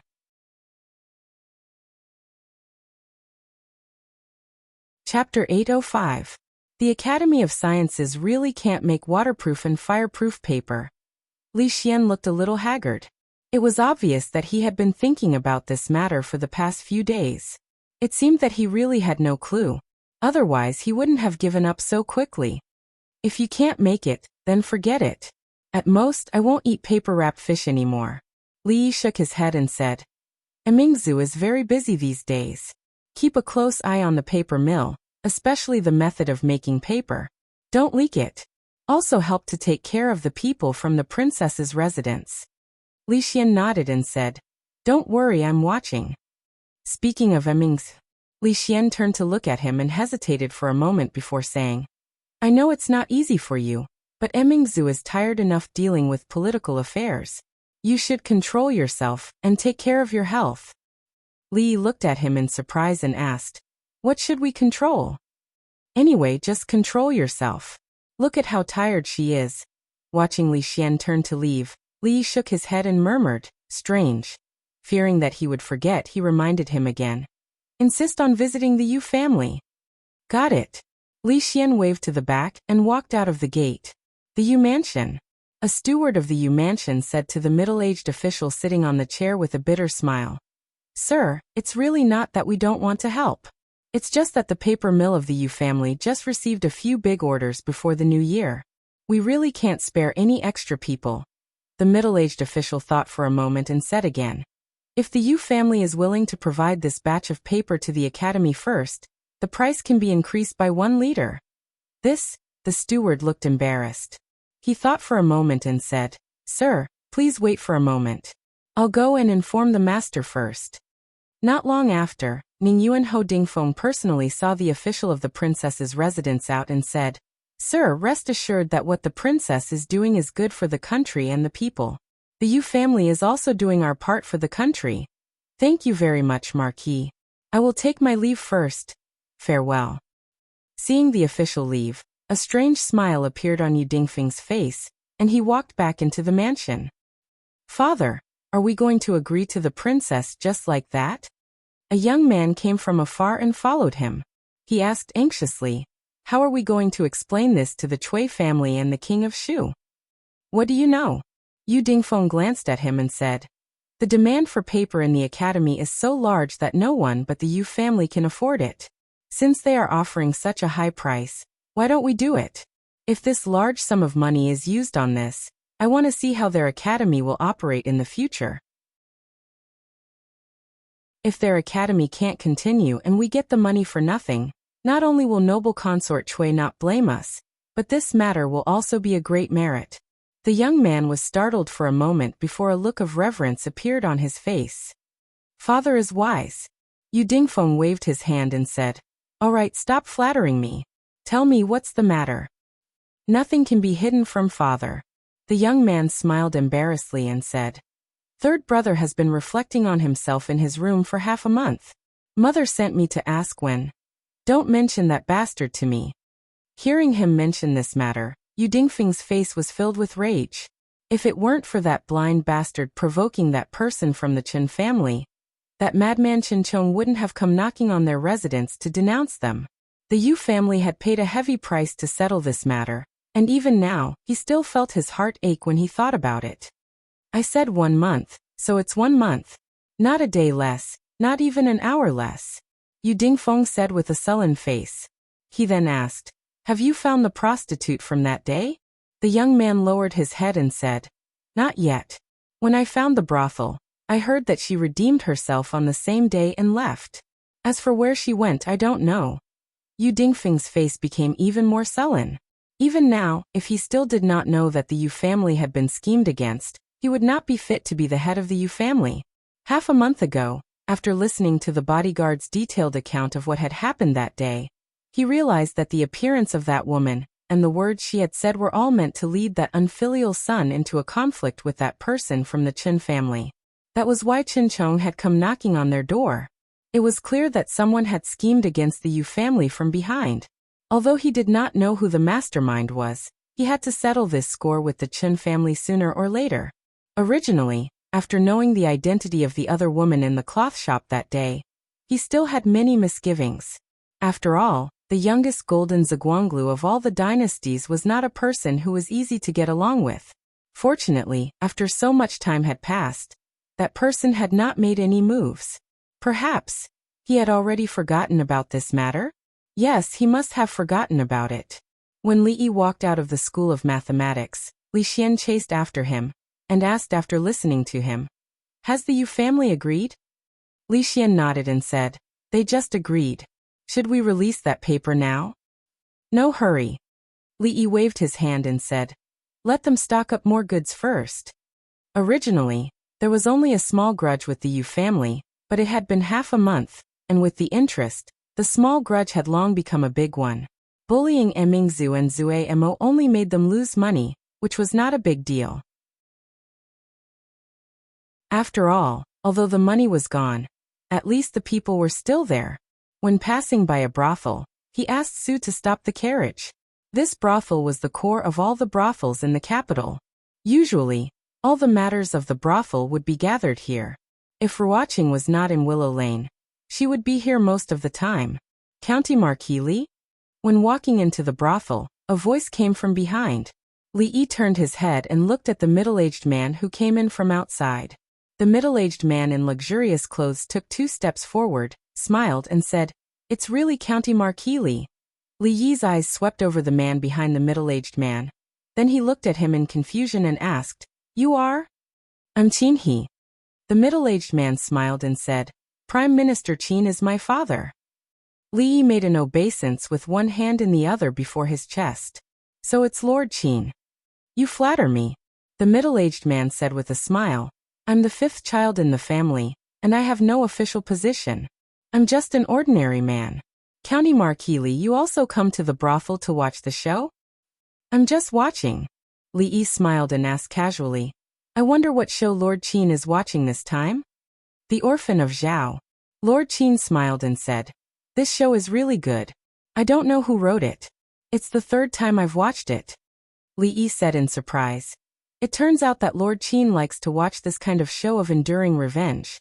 Lord Qin shook his head with a smile and said, "I'm just watching, just watching." Li Yi chatted with this 5th master of the Qin clan for a while before the latter entered a railing.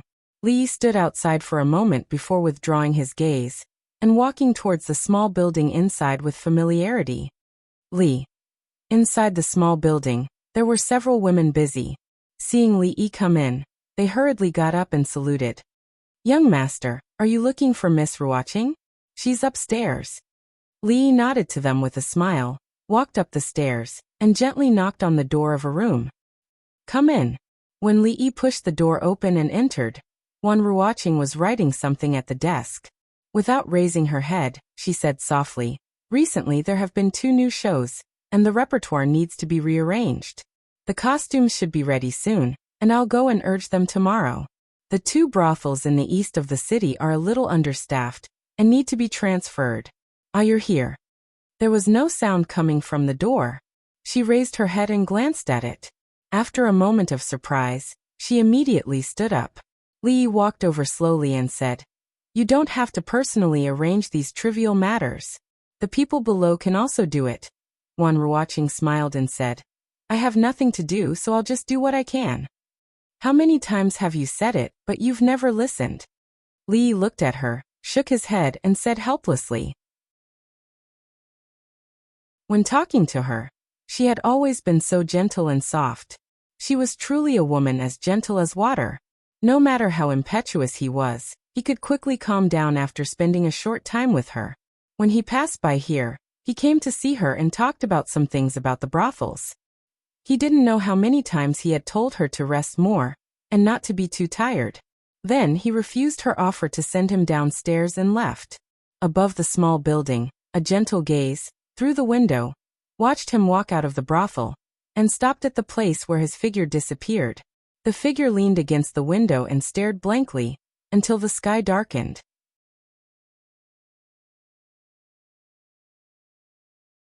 Chapter 806. In the hibiscus garden, the warm sunlight shone on the square in front of a palace. Jing Emperor was basking in the sun while rocking his chair comfortably. He smiled as he looked at the children who were playing and running in front of him. It was not until he was tired that he yawned and asked, "How's the matter at the academy?" Standing in the sun like a pole, motionless for half an hour, the figure finally moved and said, "Although His Highness is busy with government affairs every day, he has never neglected the matter of the academy. Now the academy in the capital has already started construction. The 5 states near the capital have also begun the construction of their respective academies. However, His Highness seems to have encountered trouble in another matter." Changde said a few words, and Jing Emperor frowned slightly. "The Yu family?" Changde nodded and said, "I am afraid that the Cui family is behind the Yu family. After all, if the academy is really implemented in the long run, it will shake the foundation of the aristocratic families. The imperial court's paper shops are distributed to various yamens. They can't take out too much to give to the academy. The Yu family is indeed a problem." Jing Emperor thought for a moment and asked, "How did Emingzi deal with it?" "His Highness sends people to discuss with the Yu family every day. It seems that they have just reached an agreement, but the price is a bit too high." Jing Emperor looked puzzled and murmured, "This is not like Mingzhu's style of doing things, and it is not like that boy. What is Li Yi doing recently?" "His wife is about to give birth. These days he has been attending to her. What a good-for-nothing guy."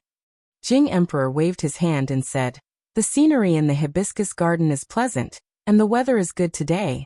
Go and call the 3 of them over. I haven't seen them for a long time." The arrogant Lolita, who was approaching from behind, immediately gave up the idea of scaring her father. She hurriedly ran over and asked, "Father, is teacher coming over?" Jing Emperor nodded and said, "Father is busy today. Shaning just said that she wants to go out to play. Just bring more guards. Remember not to make trouble." "When did she say that she wanted to go out?" After getting a positive answer, the arrogant Lolita said in a sweet voice and immediately ran back. Emperor Jing asked in confusion, "Where are you going?" "I didn't even wash up this morning, so of course I have to dress up and change my clothes." By the time her voice could be heard, she had already disappeared into the back of the hall. "When did this child become so vain?" Emperor Jing said doubtfully. He waved his hand and said, "Ask the catering company to prepare today's banquet." Just as Li Yi was about to leave, a eunuch came to his door and said that His Majesty had summoned him to Furong Garden. After finding out the cause of the matter, he learned that the eldest princess and Li Xian had also been summoned, so he didn't think too much about it. In any case, he also planned to enter the palace to discuss matters with the eldest princess, so going to Furong Garden was a bit closer. The net had already been cast. After all these days, the fish had already entered the net. It was time to reel in the net. You of all the surnames, it had to be this one. The family was unfortunate. The family was unfortunate. When he went out, Fong ran over from a distance and said, "Son-in-law, where are you going?" "I've finished the things you gave me a few days ago." Li Yi was surprised and said, "So fast?" Fong nodded and said, "Next time you can leave these small things to others. These days I didn't even have time to take care of the shops in the city." "All right, get in the car." Li Yi waved his hand. These days, without Fong, it was much quieter. However, he couldn't let him keep doing those unimportant chores. He only hoped that he could sum up the experience and learn from it. When he arrived at Furong Garden, Li Xian and the eldest princess had not arrived yet. Seeing that rocking chair, Li felt a little distressed. The ruler of a country came to snatch a rocking chair in broad daylight, and didn't even get a tael of silver as compensation. Was there still law in this world? The old emperor lay on the rocking chair and asked directly, "What are you going to do about the academy?" "What about the academy?" Li Yi was surprised and said, "Isn't it always the eldest princess who deals with the academy?" "I don't know."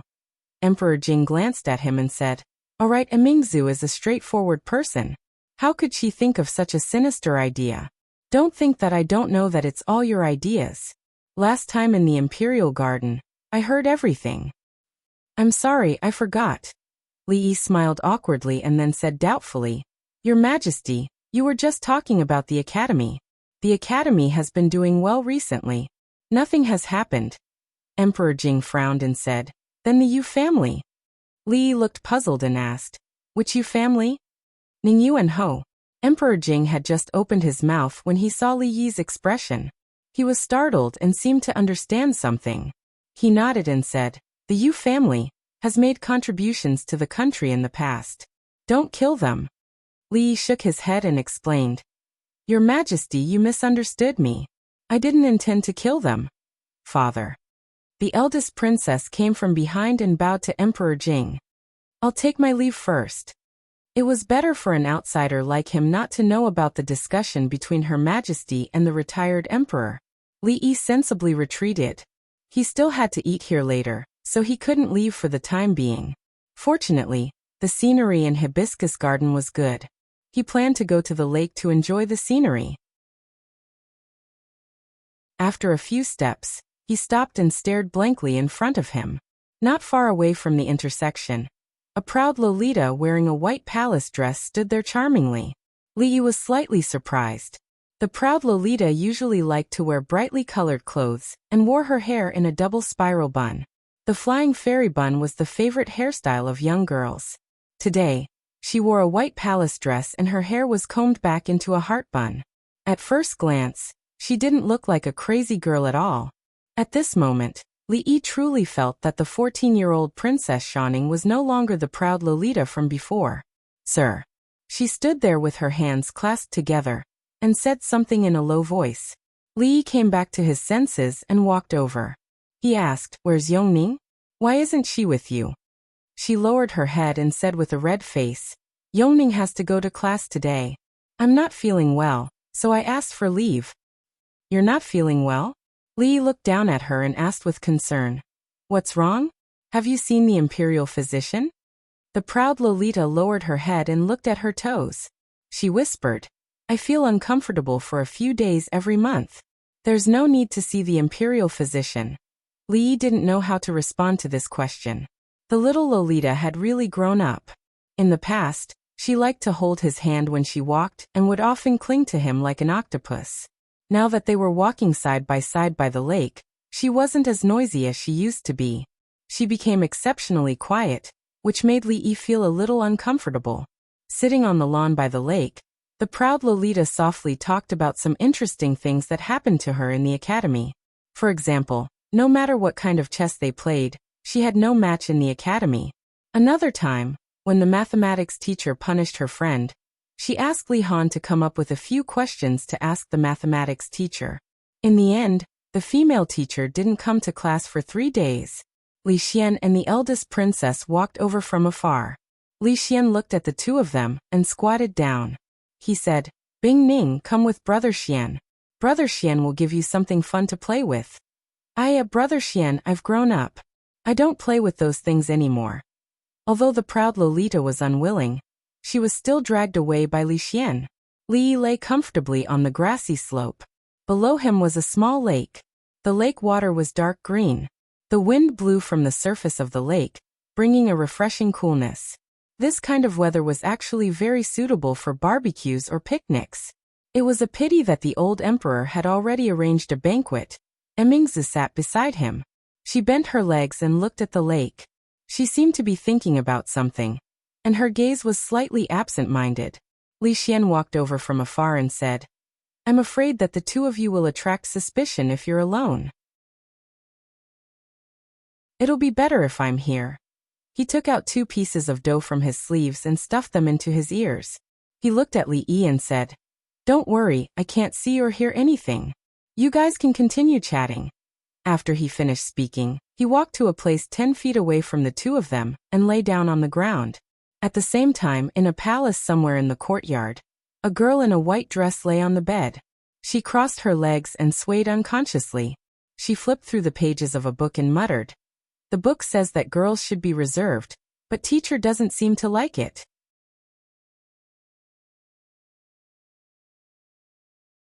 Chapter 807. Being an emperor was actually very difficult, and being a diligent emperor was even more difficult. The old emperor was very diligent in political affairs, so his health was deteriorating day by day. Her Highness was a rare young expert in the world, but she had only experienced the Empress mode for a short period of time, and she was already so tired. There were many reasons for this. It was the first time she held such power in her hands, and she was not used to it. She did not know how to use it. First, some people in the court deliberately made things difficult for her. Second, they submitted all the big and small matters to her. Third, they encountered problems that they could not solve, so they submitted them all. With her serious personality, she could not pretend that she did not see it. In the long run, even an Iron Man would not be able to withstand it. Li Yi lay on the grass, his hands behind his head, and adjusted to a comfortable position. He said, "This can't go on." Emingzi tilted her head slightly and looked at him. "You have to build your own team. There are many things that you do not need to deal with personally. The burden of a country is all on you. Even 10 of you, 100 of you, would not be able to handle it." Emingzi looked at him and said, "It's not that I have not thought about this, but the relationships between the 3 provinces and 6 ministries are complicated. What kind of people should I choose? Of course, you need to know everything." Li Yi thought for a moment, and said, "The capital governor, Dong Wenyuan, Magistrate Dong's character and ability, you should be able to trust him, right?" Emingzi nodded and said, "Magistrate Dong was personally promoted by my father. He is an honest and upright official with outstanding achievements. He has his own unique views on court affairs, and his character and ability are naturally trustworthy." Assistant Minister of the Ministry of Appointments, Li Mingzi, what do you think? Emingzi looked at him in surprise and asked, "Isn't Li Mingzi your second uncle?" External promotion does not avoid enemies, internal promotion does not avoid relatives. Have you heard of this saying? Li Yi looked at her and said righteously, "Although he is my second uncle, his work as an official is commendable and can be of great use. What do you think?" "That's true." Emingzi nodded and said, "If that's the case, then Assistant Minister of Revenue Tsing Shichen's ability has always been outstanding. If there are no accidents, it is very likely that he will take over the position of Minister of Revenue in the future. How about?" Li Yi straightened his body and sat up. "The Ministry of Revenue's Qin Darren is still here. Why did you find an assistant minister?" Emingzi explained, "Master Qin is in charge of the entire Ministry of Revenue. He can't leave easily, so he can only choose from the people below him. Isn't there another assistant minister?" "You have a grudge against Assistant Minister Zeng. What enmity could there be between us? Tsing Shichen, his character is questionable. Let's choose another assistant minister." Li Yi pursed his lips and said, "Besides, we don't avoid enemies and relatives. Even if we do have any enmity, it won't affect this matter." As an outsider, he ran to Willow Alley all day. Sometimes, before it was time for the yamen to open, he would still be there. This kind of person who came to work early and left early, had no organization or discipline, and only wanted to muddle along. Could he take on a big responsibility? The other assistant minister of the Ministry of Revenue hasn't made any contributions in many years. Emingzi nodded and said, "Then, I will consider the candidate for the Ministry of Revenue." Li Yi thought about it and said, "Also, what do you think about the Wang family of Luochuan?" Let me interrupt. Li Xian, who was lying on the other side of the grass, rolled over and said, "The Wang family has always been loyal to the emperor and patriotism. Naturally, they are trustworthy." Saying this, he turned over again. "I'm done. You can continue." Needless to say, the Wang family. In addition, one person must be selected from each of the 6 ministries. The Hall of Governmental Affairs, the school. These places also need to select some people. Based on the principle of not avoiding enemies and relatives, the 2 of them excluded all the officials of the King of Shu. The selected officials were either outstanding or had relations with the princess's mansion, and were trustworthy. After going through these names in his mind, Li Yi said, "As for the Ministry of Penalty, There won't be any problem if Lu Yi takes care of it. By the way, the magistrate of the capital city, Lu Dayo, is also a rare talent. Mingzuli nodded and said, Indeed, Magistrate Lu is very meticulous. The affairs of the academy are complicated, and ordinary people can't handle it. If I hand it over to him, there shouldn't be any mistakes. Achoo! The magistrate of the capital city, Lu Dayo, turned his back and sneezed. Then he turned his head and rubbed his nose. He picked up the chopsticks again and said to Mrs. Lu, Boil some ginger soup for me later. I was busy until midnight yesterday. I'm afraid I caught a cold. Madame Lu glanced at him and said in a resentful tone, So you still know to work until midnight? Ahem. Magistrate Lu coughed twice, which meant that the child was still there, and they shouldn't talk about these things. When he was about to pick up some food, he noticed that his daughter, who was sitting across from him, was looking at him, then at her mother, then at her older brother. Finally, she took out the small mirror that she had spent dozens of taels of silver to buy from her bosom, and looked at herself for a while, muttering something to herself. Magistrate Lu frowned and knocked on the table, asking, What are you muttering to yourself instead of eating? After coming to the capital city, he was particularly strict with his children. Fortunately, both of them didn't let him down. His son had excellent grades in the arithmetic college, and his daughter was also one of the best in the women's college. Therefore, his tone of reprimand at this moment was not very strict. The girl said with a smile, Both father and mother have single eyelids. My brother and I also have single eyelids. We are both born by our parents. Magistrate Lu was stunned and said with a sullen face, What single eyelids and double eyelids? What nonsense are you talking about? How can you and my brother not be born by our parents? It was said in the science class. The girl said with some pride. Young Mr. Qin said that if both parents have single eyelids, their children will also have single eyelids. If both parents can't distinguish between red and green, their children can't distinguish between red and green. Nonsense. Magistrate Lu ate a mouthful of rice and said, Prince Chung and Princess Chung can't distinguish between red and green, but the little commandery princess can also distinguish between red and green. The reason why he was so clear about this matter was that a scandal happened in Prince Cheng's mansion 2 days ago, which was discussed in the capital city. For some unknown reason, Cheng Wang, who had always been known for his honesty, actually acted against Cheng Wangfei and his fu and even chased her back to her paternal home. He had also heard some rumors that said that Cheng Wang's daughter wasn't his own. The little commandery princess dropped out of school 2 days ago. The girl looked at him, stuck out her tongue, and said in a small voice, I don't know why she suddenly dropped out. I have one less person to talk to in the college. Magistrate Lu was stunned for a moment, then waved his hand and said, Even if it's not distinguishing between red and green, it's really like this. What does single eyelids and double eyelids have to do with whether or not they are biological? It's just nonsense. If you don't believe me, I'll give you an example then. At a certain point, Magistrate Lu's body suddenly shook and his voice stopped abruptly. No. The girl shook her head and said, Young Mr. Qin said that if the parents have double eyelids, the children may have single eyelids. If the parents have single eyelids, the children can't have double eyelids, unless, Magistrate Lu's face was pale and his body trembled. The bowl in his hand fell to the ground and broke into pieces, but he didn't care about it at all. He slumped on the chair and murmured, Impossible, this is impossible. Master, what's wrong with you? Seeing this scene, Mrs. Lu was so scared that her face turned pale.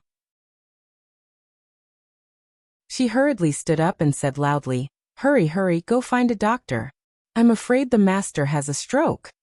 Magistrate Lu climbed up from the chair, looked at his daughter and asked, Do all the students in your women's college know about this? No, they are all unwilling to take the science course. Only a few of us. The girl said with some regret. Young Mr. Qin said that this was all said by Marquis Li. It's not written in the book. No one wants to listen, so she won't teach it in the future. Magistrate Lu had already sat back in the chair. His face was a little better than before, but he still couldn't help murmuring, This is impossible, this is impossible.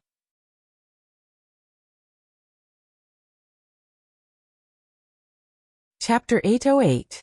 A good meal turned out like this. The young girl felt uneasy. She timidly walked over and whispered, "Father, father, what's wrong?" Oh, nothing." County Magistrate Lu calmed down. He waved his hand and said, "Nothing. Don't spread rumors about Prince Cheng's little princess. Single eyelid, double eyelid. Don't mention it again." The young girl nodded obediently. I know. Everything that happened just now seemed to have been brushed aside so easily. You guys eat. I have something to do and have to go out." County Magistrate Lu stood up and walked out after saying that. When he walked to the door, he stopped and asked, "Oh, you just said that these things were taught by County Markeely. Which County Markeely?" "Which County Markeely? The one my father always talks about." "Okay, I got it." County Magistrate Lu waved his hand and said, "You guys eat first. I'm leaving." He quickly walked out of the door. When he crossed the threshold, he tripped and almost fell. "Young master, what's the difference between the food rewarded by the emperor and the food outside?" In the carriage, Fong looked inside and asked curiously. Li leaned against the carriage and said lightly, "You want to know? How about taking you with us next time?" "That's too embarrassing." Fong rubbed his hands and asked, "When is the next time?" Li waved his hand. "Nothing special. The skills of the imperial chefs in the palace are almost the same as your wife's." Fong curled his lips and said, "Young master, don't lie to me. The imperial chefs are the best chefs in the world. How can they be a chef in the palace if they don't have skills?" Li glanced at him. "Why do you think the little princess and the emperor always like to eat at our house?" Old Fong froze for a moment, then immediately lost interest in the emperor's food. He turned his head and suddenly asked, "Young master, we're almost at Willow Lane. Do you want to go in and sit for a while?" "Since you're here, sit for a while." Li nodded and got off the carriage. Watching him walk into the alley, Fong comfortably leaned against the carriage. He let out a long sigh and said, "I'm so tired these days. It's better to follow the son-in-law." The sloppy old man, who had been sitting at the side with his eyes closed, suddenly opened his eyes and asked indifferently, "Do you know why your son-in-law didn't let you follow him these days?" Fong glanced at him and said, "Because the son-in-law has other, more important things for me to do." "Because you talk too much." After the sloppy old man finished speaking, he closed his eyes again. "You are jealous." Fong glanced at him from the corner of his eyes and ignored him. He was really exhausted from the past few days. While his son-in-law was being affectionate inside, he should take a rest first. Not long after he closed his eyes, he heard footsteps coming from the front. Fong opened his eyes and asked in surprise, "Young master, why are you back?" "There's only Xiaochui at home." Li got on the carriage and said, "Let's go back." Fong waved his whip and started the carriage. He turned around and asked curiously, "Young master, I have a question." Okay. If you're really curious about what the emperor usually eats, I'll bring some back for you next time." "Not this." Fong shook his head and asked curiously, "Miss Sung?" "Miss Sung doesn't need to say anything." "Miss Wan?" "Young master, what do you plan to do?" The sloppy old man, who was resting with his eyes closed, opened his eyes. After glancing at him, he slowly closed them again. The carriage was silent for a long time before a voice came out. "Fong, recently Lu Meng's side is a bit short on manpower." The carriage stopped in front of the new residence. Fong jumped off and said, "Young master, I'll go back and pack up. I'll stay in the league for a few days." "Forget it, Lu Meng, don't go. You'd better stay with me." Li waved his hand and said, "I didn't eat much at Hibiscus Garden. Go ask the kitchen to cook a few dishes and take out the jar of wine you've been hiding." "Young master, where am I?"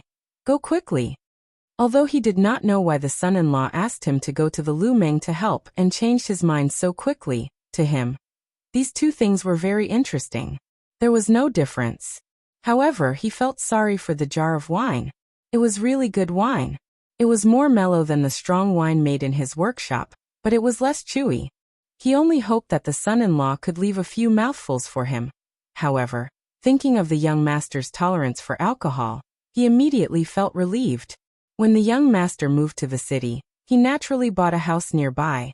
He went home and found the jar of wine under the bed.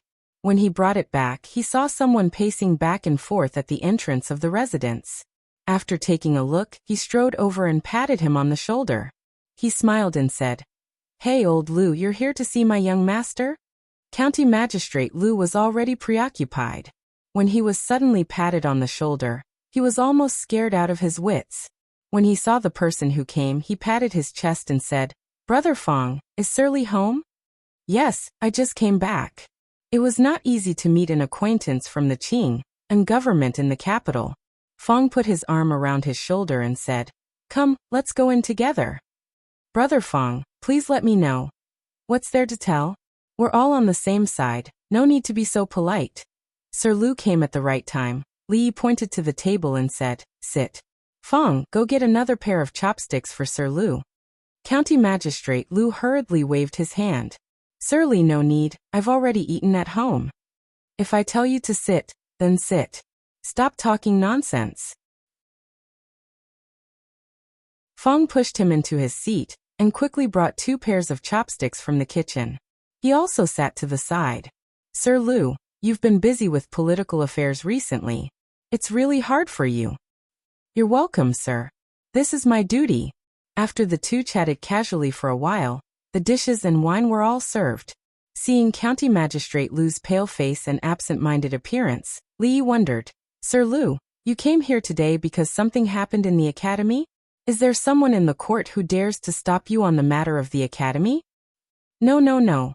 County Magistrate Lu hurriedly shook his head and said, "I came here this time because I have something to ask you, sir." At this moment, Li was a little curious. He poured a cup of wine and said, "Sir Lu, please say it." County Magistrate Lu thought for a while and said again after a moment, "Sir Li, I have a friend." Pfft, this excuse was really old-fashioned. How stupid would one be to use it? Li almost spat out the wine in his mouth. If he hadn't turned his head quickly, he would be the only one who could eat this table of dishes and wine today. County Magistrate Lu was stunned and asked, "Sir Li, what's wrong with you?" Cough, cough.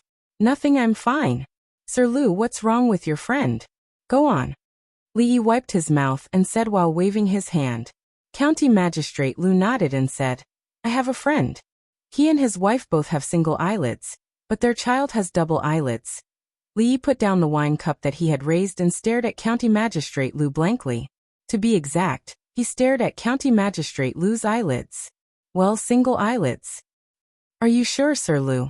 Sir Lu's friend and his wife have single eyelids, but their child has double eyelids. Is it because of a wrinkle or something?" County Magistrate Lu shook his head and said, "It shouldn't be." "What should it not be? Is it true or not?" County Magistrate Lu thought for a while and nodded. "It can't be wrong." Li suddenly smiled and pushed a plate of vegetables in front of him, saying, Come. This matter is not urgent. Lord Lu, eat more vegetables. It's almost winter, and there aren't many vegetables outside. Lord Lu, when you go home, you can bring some more."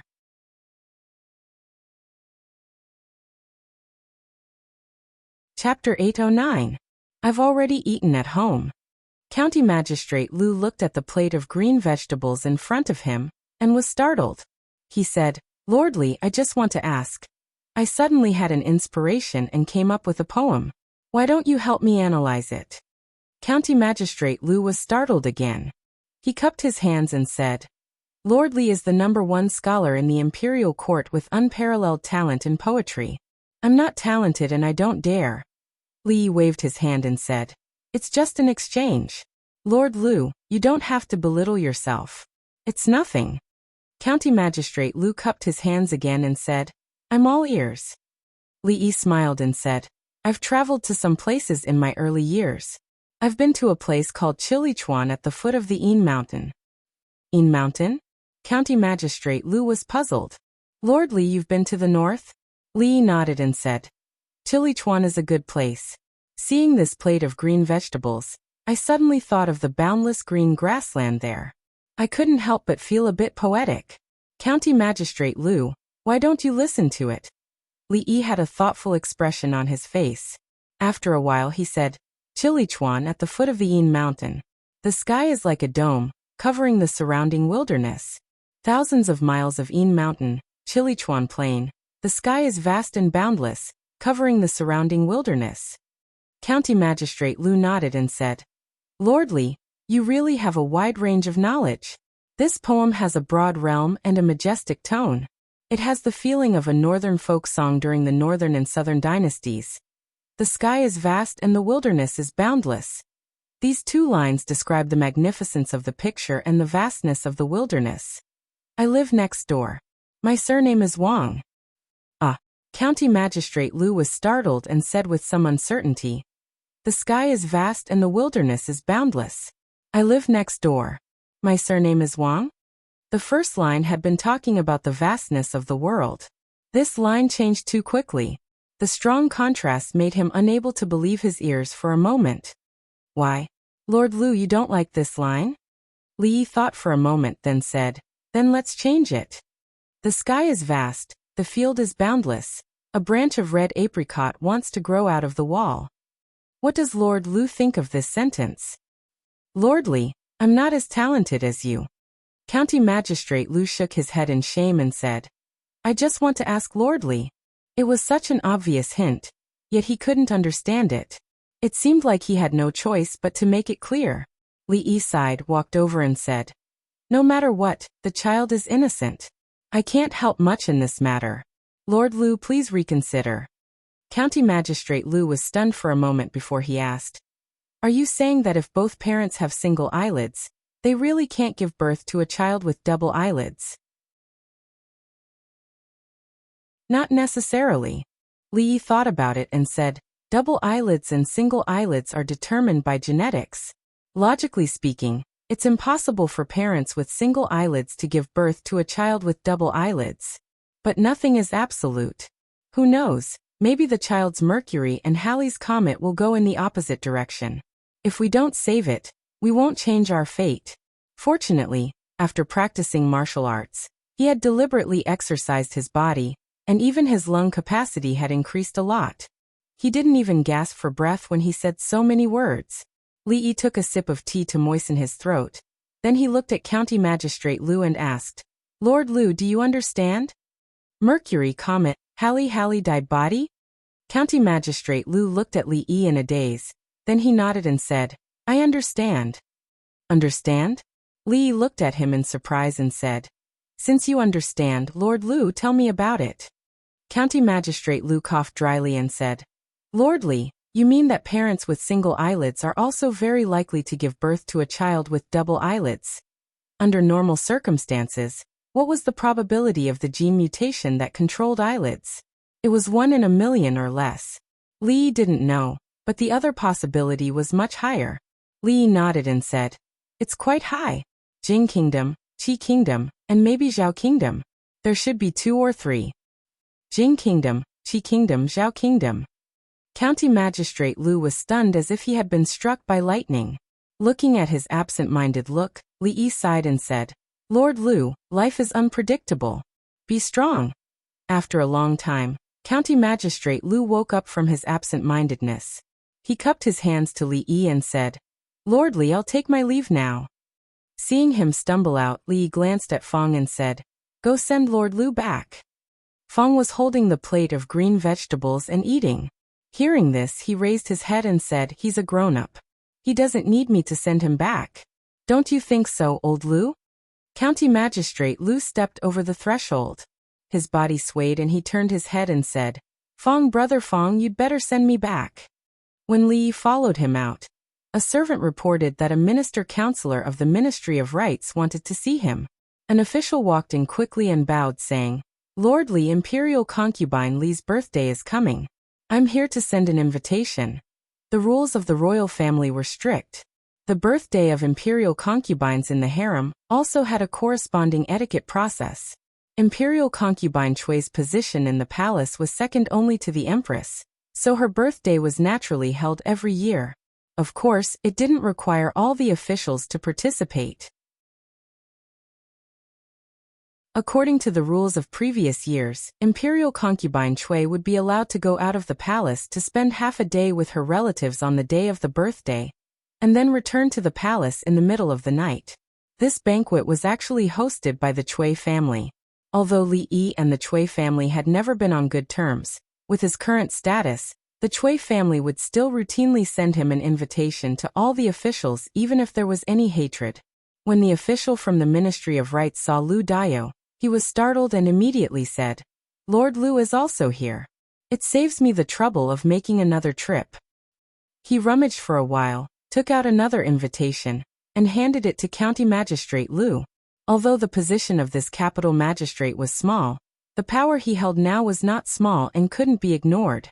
After the official from the Ministry of Rites left, seeing County Magistrate Lu staring blankly at the invitation in his hand, Li casually asked, "Lord Lu is also going to Imperial Concubine Cui's birthday?" "I was invited last year, and went once." County Magistrate Lu nodded and said, "It's not good for me to refuse such a thing." His eyes flickered. "I'm afraid I have to go again this year." Li Yi nodded and said, "I won't go to Imperial Concubine Cui's birthday, but I still have to send the gift. Do you think, if I send 50 eggs, isn't it a bit too much?" The Cui family had just been cheated of millions of taels of silver. It hadn't been a long time. How could they have spare money to hold a big birthday banquet for Imperial Concubine Cui? If the gift was too much, they couldn't take it back. "Well, we've arrived at the yamen. Old Lu, you can go in by yourself." The carriage stopped at the gate of the yamen. Fong jumped off the carriage and waved his hand. "I still have to go to the Jade's courtyard to discuss a big business, so I won't go in."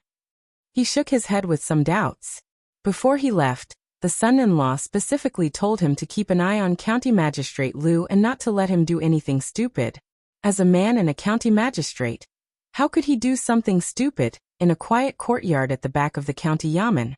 County Magistrate Lu was lying on a recliner, holding the invitation in his hand and staring at something in a daze. It was a small garden.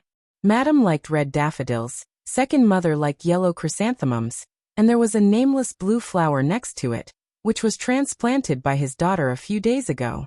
However, at this moment, all he saw was darkness, because the sky was falling.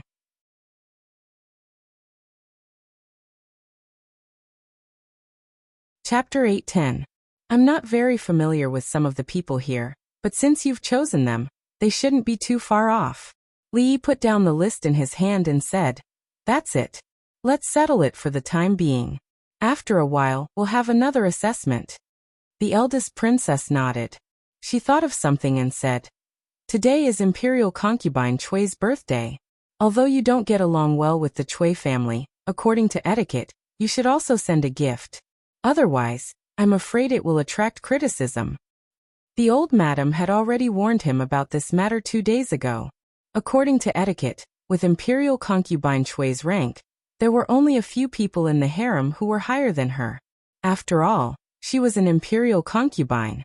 Since the Cui family had sent an invitation, even if he didn't intend to go in person, he had to prepare a gift to not appear disrespectful. Nowadays, he carried too many titles and wasn't as carefree as before. There were some things that he still had to pay attention to. Then send a few boxes of fresh vegetables. They're green and not commonly seen in this season.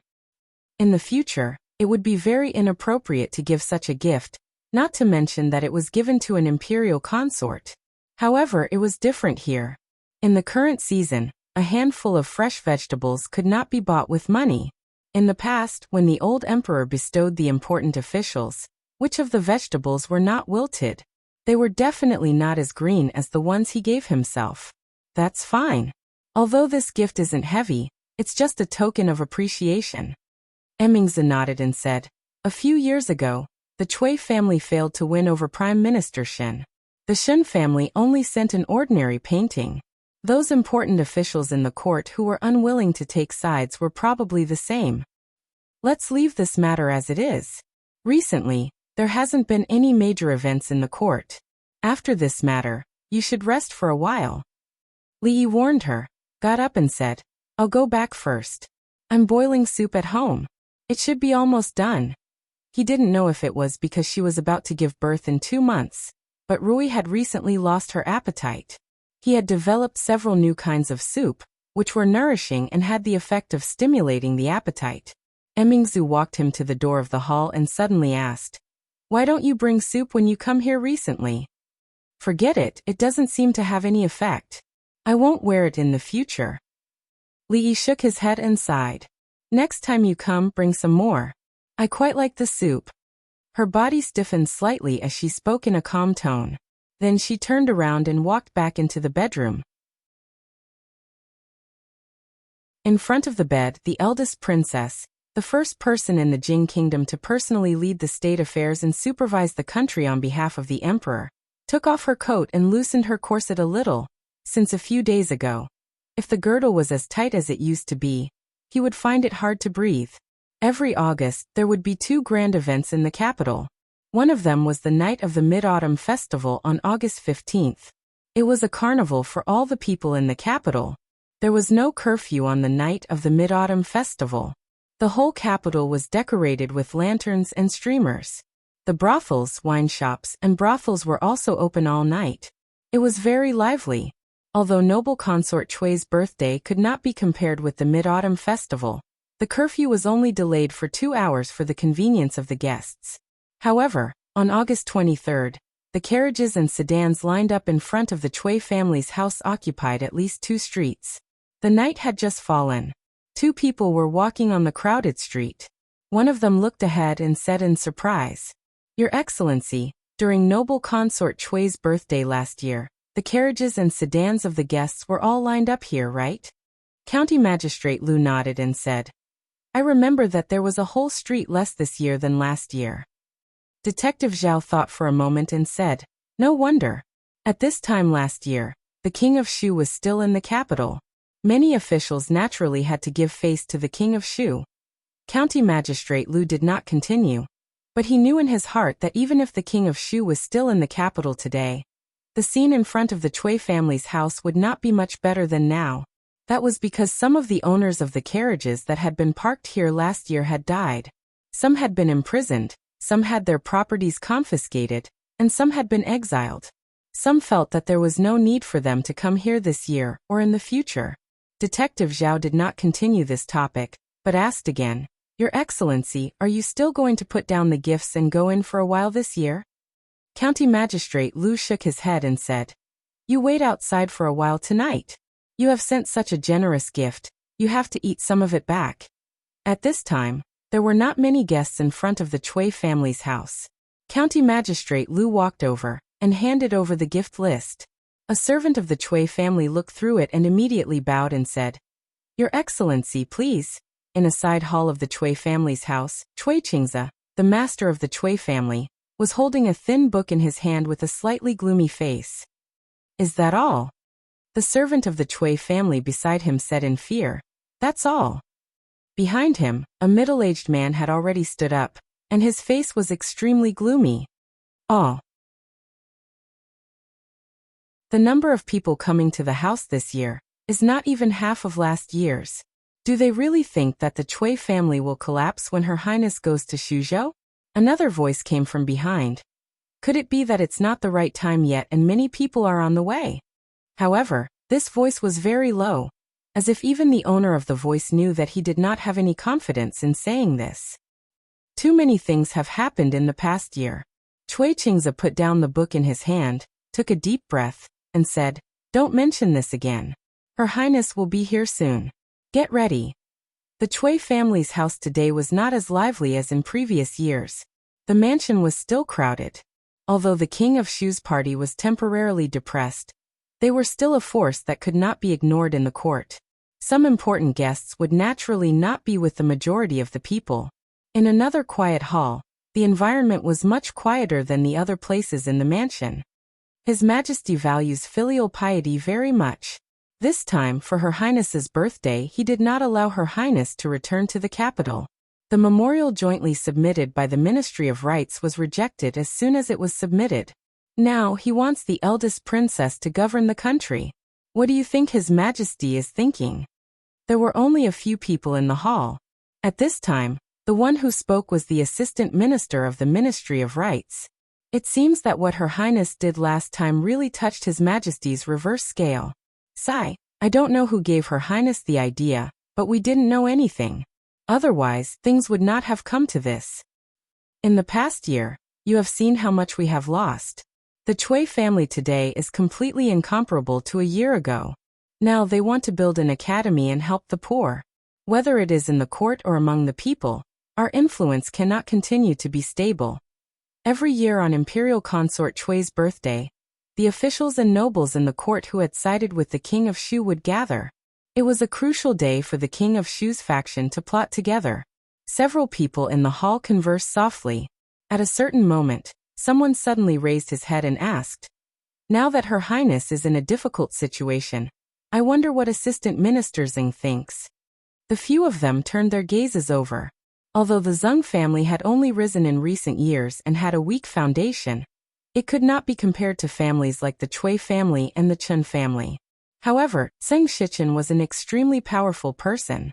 After plotting together for so many years, they had long understood this. Zeng Shichen, who had been sitting there drinking tea since he stepped into the hall, raised his head and looked around blankly. He nodded and said, "The tea is good, not bad. Lord Chen, what do you think?" Chen Chong raised his teacup and took a sip. He said calmly, "Lord Zeng is right. This tea is not bad." Just as he finished speaking, there was a commotion outside. A servant of the Chui residence hurried in to report that Imperial Consort Chui had arrived. "Husband, can you really tell so much from single eyelids and double eyelids?" When Li Yi was telling a bedtime story as usual, Rui looked at Li Yi and asked in surprise when she heard him mention something. "Actually, there are many things in this world that follow a pattern." Li Yi smiled as he tucked her in. "It's not difficult to verify this. All you need to do is find parents with single eyelids and look at their children." Rui thought for a while and said in surprise, "That's true. In the past, in the Willow Leaf village, there were a few couples with single eyelids. Their children really don't seem to have double eyelids." She looked at Li Yi and said with a smile, "However, who would stare at other people's eyelids when they have nothing better to do? How boring is that? To discover these patterns, one must be very meticulous. But how did husband find out?" "That's not necessarily true." Li Yi shook his head and said, "Perhaps there really are people who are meticulous and bored." Chui residence. When the graceful and luxurious Imperial Consort Chui walked in from the front, the guests stood on both sides and nodded slightly. In the innermost part of the crowd, one person quietly raised his head.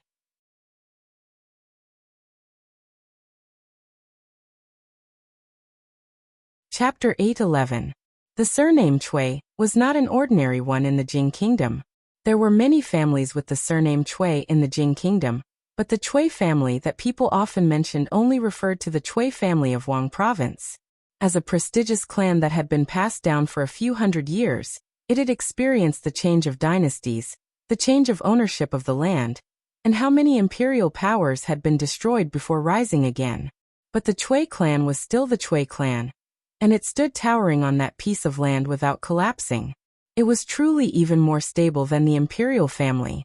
Of course, it wasn't because the Chui clan's military strength was strong, and it possessed an army of its own that caused the imperial family to be extremely fearful of it. It was instead because the Chui clan had been passed down for a few hundred years, and it was even to the extent that the Chui clan had an extremely high prestige in the hearts of the scholars in the Moon Prefecture, the neighboring prefectures, and even the entire world. It was easy to destroy the Chui family, but at the same time, it also destroyed the people's trust in the royal family. Therefore, even decades ago, when the Chui family was at its peak and could even control the court, the royal family did not take any extreme measures against the Chui family. Of course, since the emperor ascended the throne, he had deliberately supported the poor and adopted a strategy of slowly nibbling away at the power of the noble families in the court. In the past 20 years, the Chui family's influence in the court had been greatly weakened. Especially in this year, the Chui family's arrangements in the court for more than 10 years had almost suffered a destructive blow, and their reputation was no longer as strong as before. However, a starving camel was still bigger than a horse. The Chui family's disciples were all over the world, and they still had a reputation among the people. Moreover, they had a daughter who was the imperial concubine. Even if their influence was not as strong as before, they should not be underestimated. Moreover, the prince that imperial concubine Chui gave birth to was the current emperor's eldest son. According to the rules of etiquette, after the king of Shu ascended the throne, the Chui family's power would definitely reach a new peak. Every year, during Imperial Concubine Chui's birthday, she would appear for a short while at the Chui family's residence. This was also one of the few opportunities that some low-ranking officials had to see the beauty of the imperial concubine. Of course, when the imperial concubine walked over, most people would lower their heads to pay their respects, and they would even miss this opportunity. Therefore, no one noticed that in the crowd, the governor of the capital, Lu Dayo, had lowered his head and looked at imperial concubine Chui, who was walking over slowly. Then he lowered his head again, and moved his lips without making any sound. If someone knew how to read lips, they would naturally be able to read what he said. Damn it, it's too far, I can't see it clearly. It was the birthday of the noble consort. According to the rules of etiquette, there was a set of complicated procedures that had to be followed in the palace during the day. When noble consort Chui arrived at the Chui residence from the palace, it was already night time. Even though the Chui residence was brightly lit with lanterns and streamers, it was not difficult to see noble consort Chui's appearance from the back of the crowd at a distance of half a zhang. However, if one wanted to see more details, such as the color of noble consort Chui's lipstick, whether she had too much makeup on her face, whether she had a single eyelid and so on, he couldn't see these clearly. Family concubine family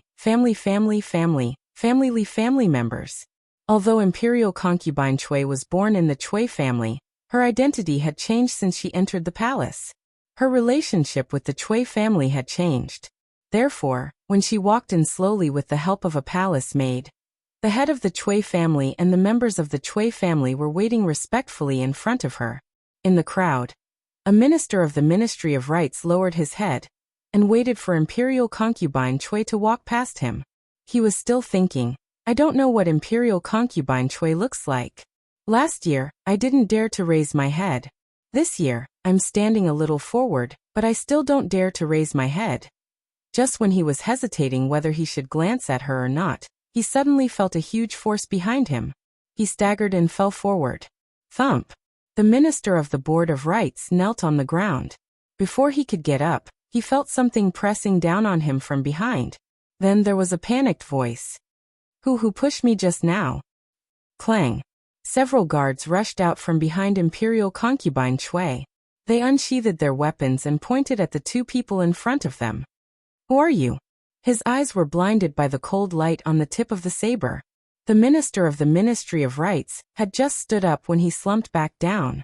A middle-aged man got up from the ground and said in a panic, I don't know who pushed me from behind just now and disturbed your highness. Please forgive me. What's going on? Who are you? The head of the Chui family and the rest of the Chui family hurried over and asked with a gloomy face. The surrounding officials were also stunned because of this matter. Some people recognized the identity of the two men and immediately whispered to each other. Isn't that Minister Zhang of the Ministry of Rights? That seems to be Lord Lu, the capital magistrate. Why did the two of them run out? They said they were pushed by someone. Who would do such a senseless thing? Only then did the head of the Chui family, Chui Qingzi, realize that it was a false alarm. He relaxed and was about to speak with a frown when imperial concubine Chui's voice came. Since there's nothing else, forget it. Go in first. Thank you, Your Highness. Your Highness is generous. County Magistrate Lu respectfully stood where he was and bowed to imperial concubine Chui. When he raised his head, his face was full of gratitude and respect. Then he returned to where he was and stood there respectfully. Imperial concubine Chui was indeed imperial concubine Chui. Her eyes were probably the most beautiful single eyelids he had ever seen.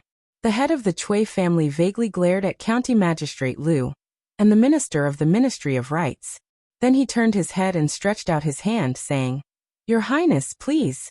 Although today was imperial concubine Chui's birthday banquet, for most people, they could only glance at imperial concubine Chui when they lowered their heads.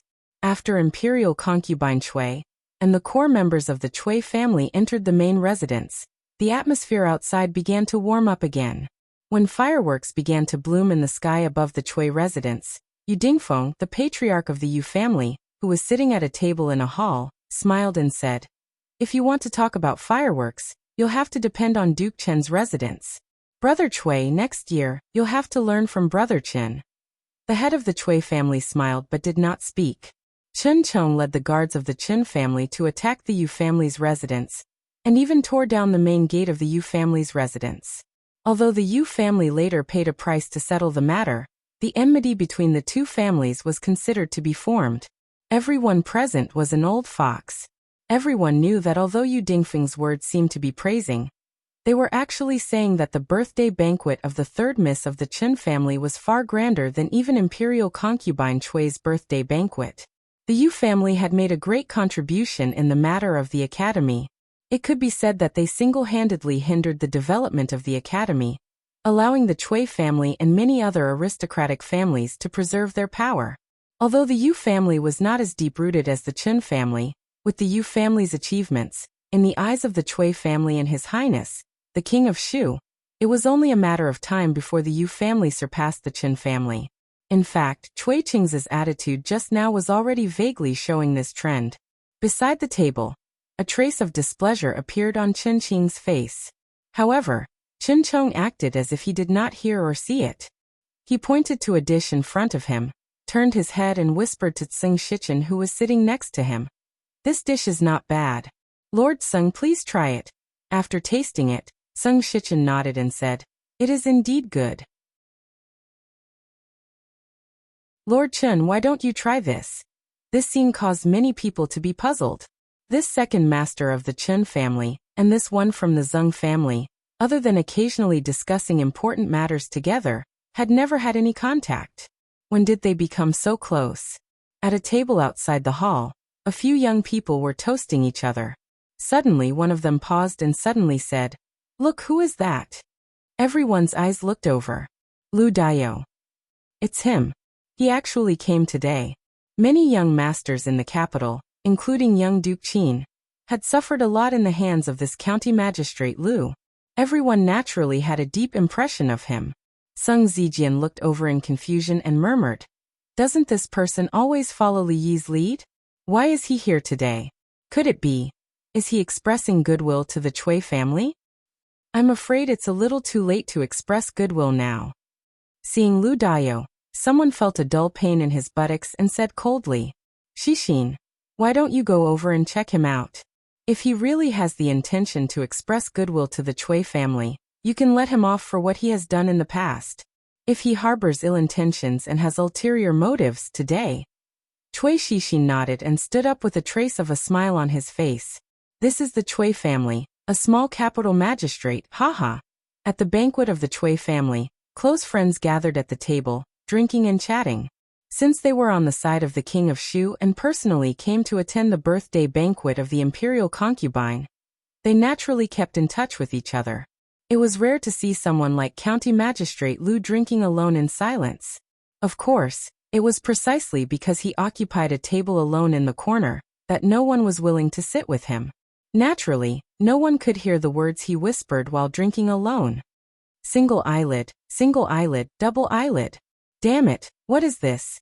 Damn it, if I had known this, I wouldn't have come today. Motherf ***, who would believe such a thing? I can't say it now. The Chui family, he, Lord Lu. Chui Xixin came from behind with a wine glass in his hand, and was about to speak with a smile. Damn it. County Magistrate Lu turned his head, and said with a depressed face, extremely impatient.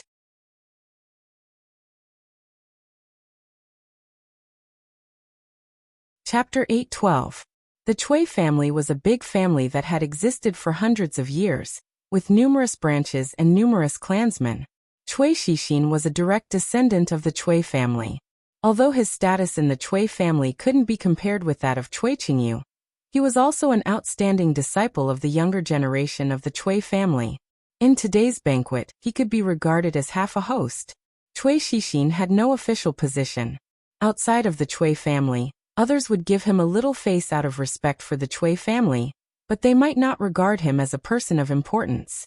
However, within the Chui family, as the master, Chui Xixin's status and identity would increase imperceptibly in everyone's hearts. At this moment he held a glass of wine and walked towards the direction of the magistrate of the capital city.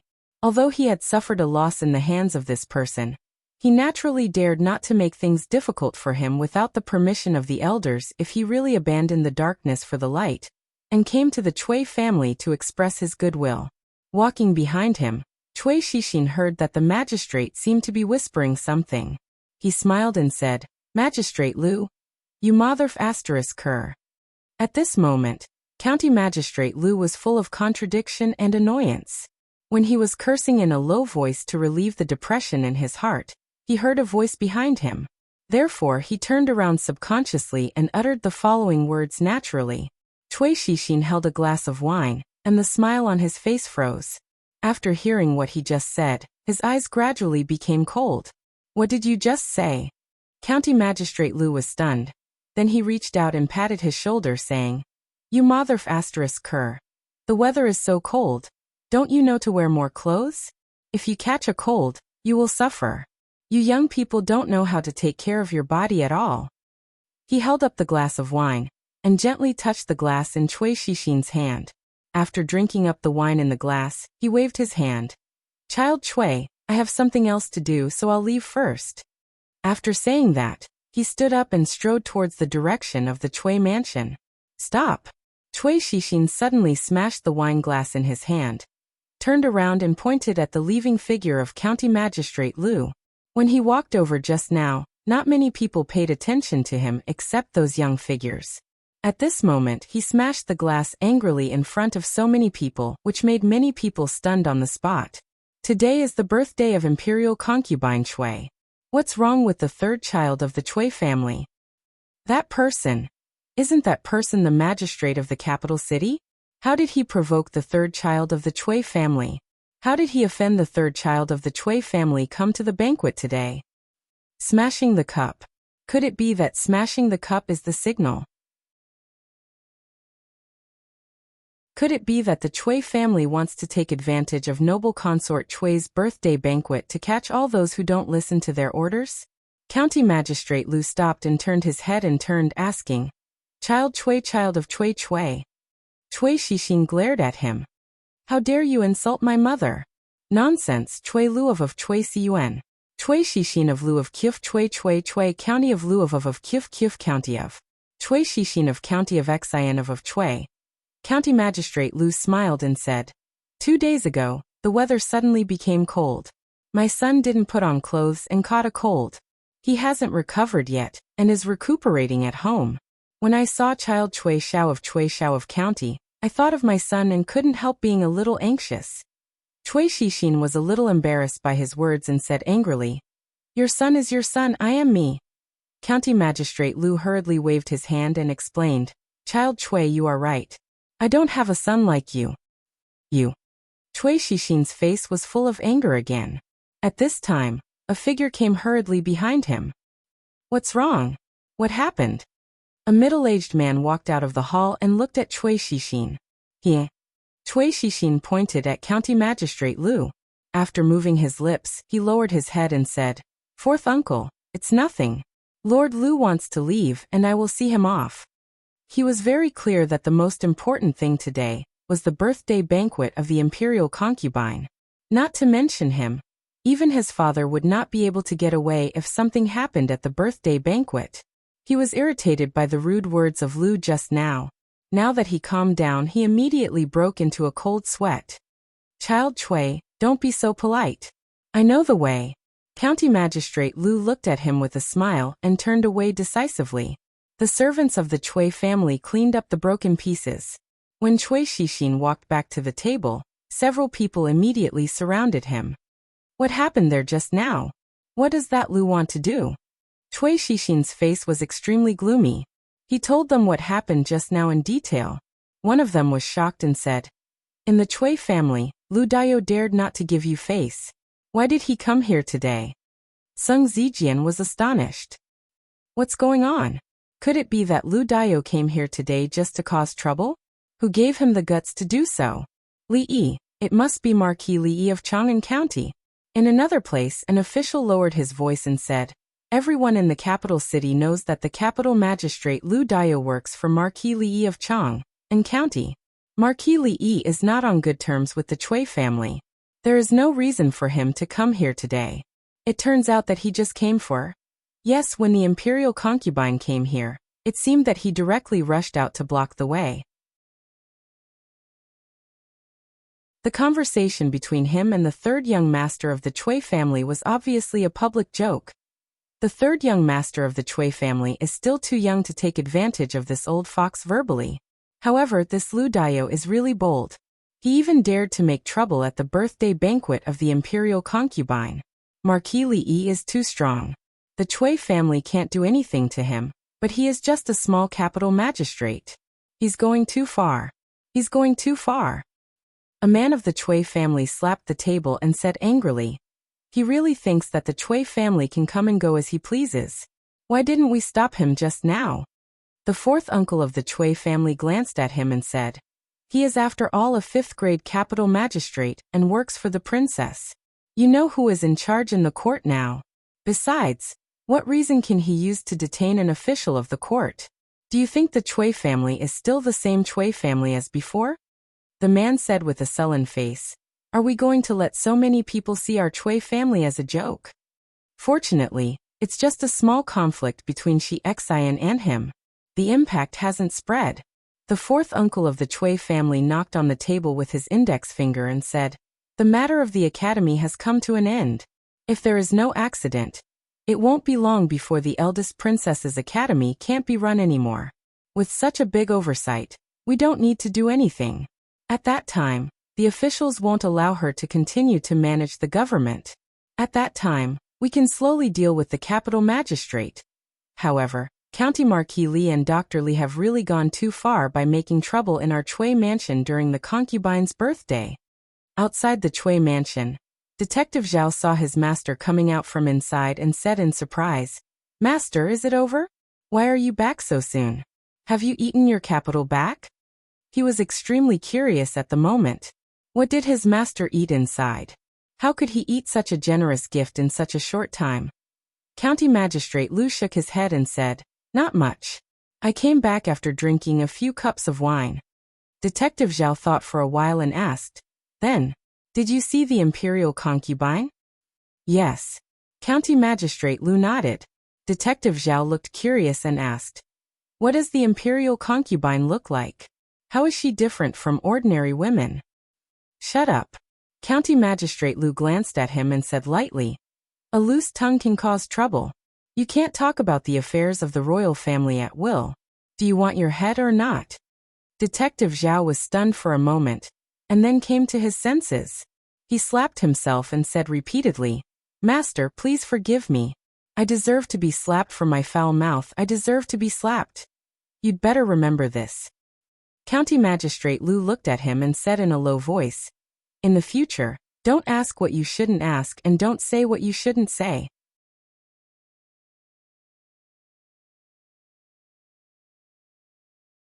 Chapter 8:13. Safe Journey, Your Highness. Safe journey, Your Highness. Although Imperial Consort Chui could leave the palace to reunite with her family on her birthday, she could not spend the night outside the palace. She had to return to the palace before the palace gates closed. At this time, the banquet at the Chui residence had not ended.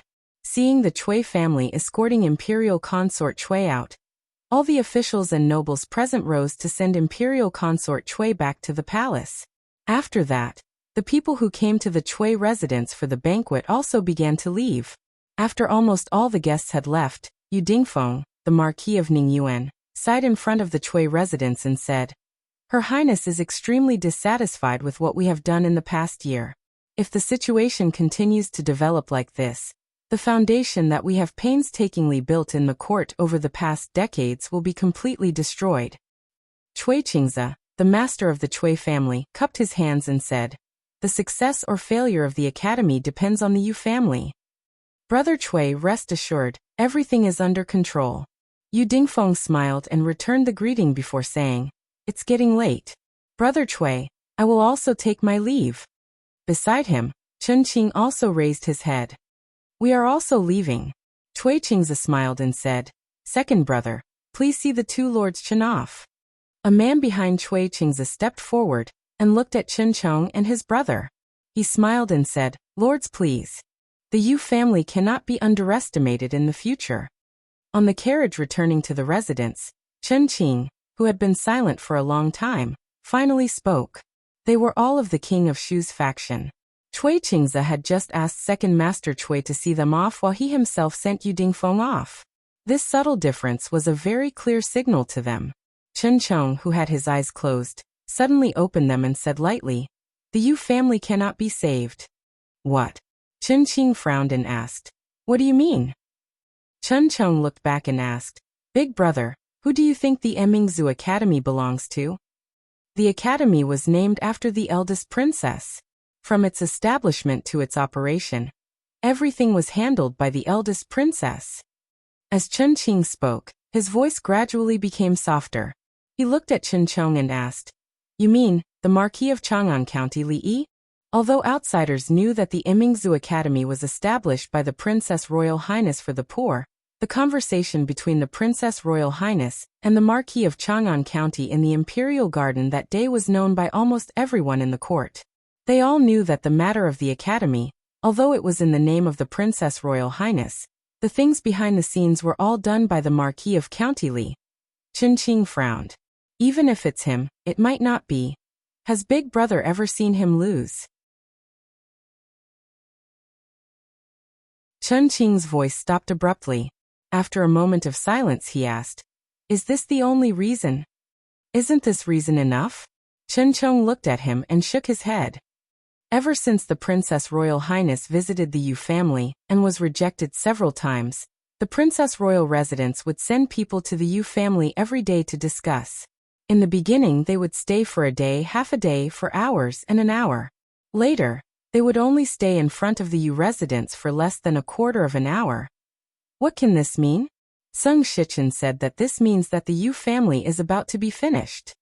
Assistant Minister Tseng? Chen Qing was startled and his expression changed slightly. Assistant Minister Tseng is a meticulous person and rarely makes mistakes in the matters he has handled. If this is really the case, I'm afraid I have to warn you, Dingfeng. If this spoils the lady's plans, turn. He lifted the curtain with one hand.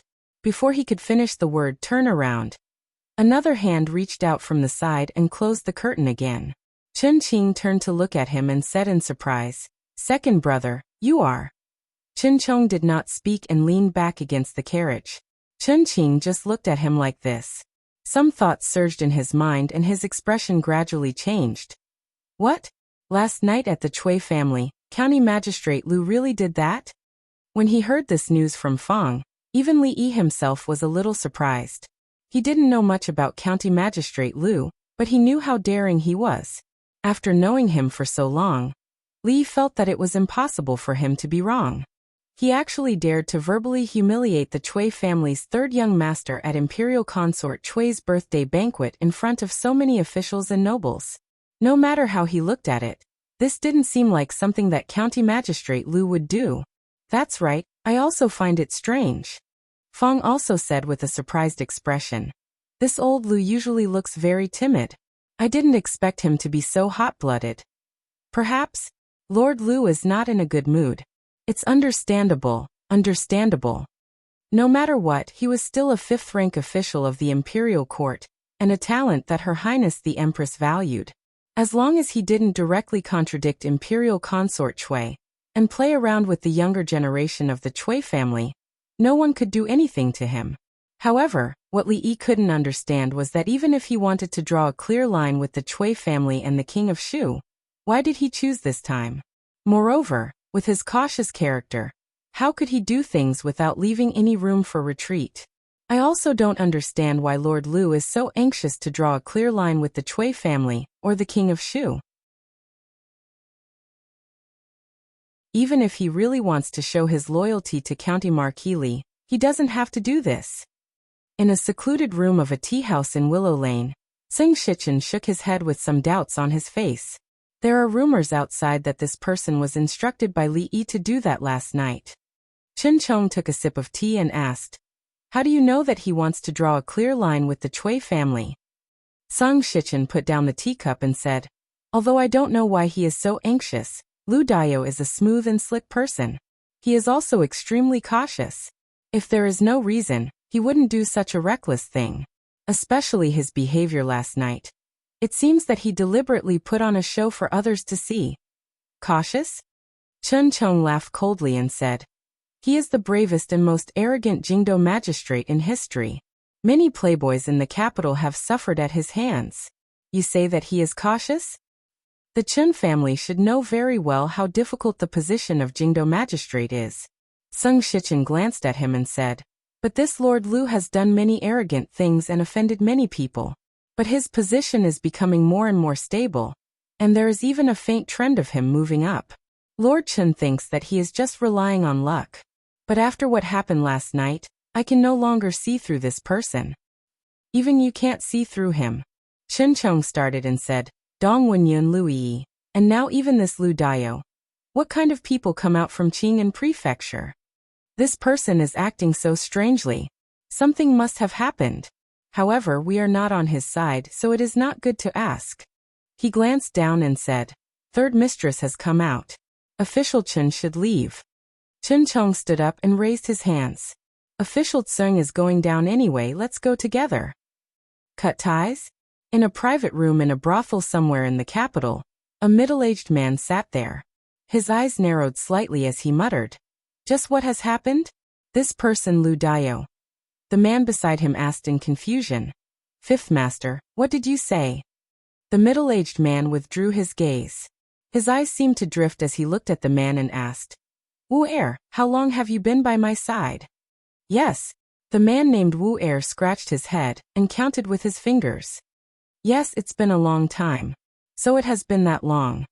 The middle-aged man stretched his body and said, go downstairs and buy some preserved fruits from Fuji. After the man left, the middle-aged man reclined on the couch and looked down at the stage.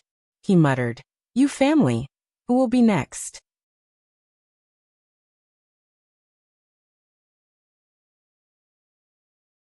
Chapter 8:14. Yusen didn't have a name, or rather his name was Yusan. He was sold to the Yu residence as a servant at a young age. At first, he only did odd jobs such as cleaning buckets and pouring night incense. Later, because he was quick-witted, he caught the eye of a steward and was allowed to leave the residence. He became a shop assistant in the family shop, and his days were much more comfortable than before. A few days ago, due to his outstanding performance, he was promoted from a shop assistant to the shopkeeper of the shop. It could be said that he stood at the highest point of his life. The Yu family had been in the paper shop business for decades. The paper produced by the family could be used to supply the imperial court and the common people. It was quite popular throughout the Jing kingdom. Therefore, the Yu family's shop in the capital was usually filled with customers. Most of the time, he was busy from morning to night. Yusen looked up and saw someone walking in. He immediately walked out and said with a smile, Shopkeeper Ma, business has been good recently. I just ordered a batch yesterday. And you're here to order again today? Shopkeeper Ma was in the picture book business, and had always used the Yu family's paper. Occasionally, they would give him a few wonderful picture books to comfort him on lonely nights. Shopkeeper Ma revealed an awkward expression and said, to tell you the truth, I'm here today to return the goods. Return goods? Yusen looked at him in surprise and asked, is there something wrong with the quality of the goods? Shopkeeper Ma, don't worry. If that's the case, we can still exchange the goods after we verify it. No, it's... Shopkeeper Ma looked awkward and stammered for a while before saying, there are a few new paper shops in the city. The quality of the paper is of high quality, and the price is less than 10% of the same quality here. That's why I'm here today. Businessmen weren't fools. If they could buy better quality goods at a lower price, there was no need to think about what to choose. New paper shops? Yusan was startled at first, thinking that it was a malicious scheme by one of his competitors. But before he could question it, footsteps came from outside the door again. A moment later, Yusan looked at the people standing in front of him with a vigilant expression. Are you all here to return the goods? Just as Yusan rushed out of the shop and ran madly toward the Yu family, Yu Dingfeng's expression changed drastically in the Yu mansion. What did you say? The Yu family's patriarch, who was discussing important matters with someone from the Chui family, suddenly stood up and grabbed the servant's collar, asking, "You mean there's someone selling paper outside that's of better quality than the Yu family's, and the price is less than a tenth of ours?" The servant's voice trembled, reporting to Patriarch, "There are several shops in the capital that have returned goods and there are a long queue." Yu Dingfeng let go of his collar and forced himself to calm down. He asked, "Have you found out who the people behind these shops are? And what kind of paper is that?" If this was just a competitor's malicious suppression, then it would be fine. However, he knew better than anyone how high the cost of papermaking was. The higher the quality, the higher the cost. If he sold it at a low price, he wouldn't even be able to recoup the cost. Naturally, it wouldn't last long. If it was just a malicious suppression by a competitor, it would be fine. He knew better than anyone else how high the cost of making paper was. The higher the quality, the higher the cost. If they sold it at a low price, they wouldn't be able to recover the cost. Naturally, they wouldn't be able to last long. What's more, in order to let the Academy buy more paper at a high price so that they could profit from it, the Yu family had invested all their money and hoarded a large amount of goods. If and only if there was a cheap and high-quality paper on the market, causing no one to be willing to buy the Yu family's paper, then the Yu family would really be at the end of their rope. "I can't find out their background." The servant looked at Yu Dingfeng and whispered, "I've sent someone to check the quality of the paper. It's indeed of high quality and has never appeared on the market before." Before the servant finished speaking, the voice of the man surnamed Chui came over. Brother Yu, what's wrong with you? Brother Yu, wake up." After Yu Dingfeng's philtrum was pinched by the man surnamed Chui, he slowly regained consciousness. Only then did he feel a chill on his back. His countenance was even paler. "Go, send someone to the princess mansion," he said. No, prepare the carriage, quickly prepare the carriage, I will go personally." Although the eldest princess had always lived deep in the palace, the princes and princesses could open a mansion outside the palace after they came of age. This time, the Academy's supply of paper had always been communicated with the Yu family by the people of the princess's mansion. Yu Dingfeng urged the coachman all the way. He didn't care if the imperial censor would see him driving the carriage around in the capital. He hurriedly got off the carriage when they arrived in front of the princess's mansion. After being brought into the princess's mansion, he waited in a side hall.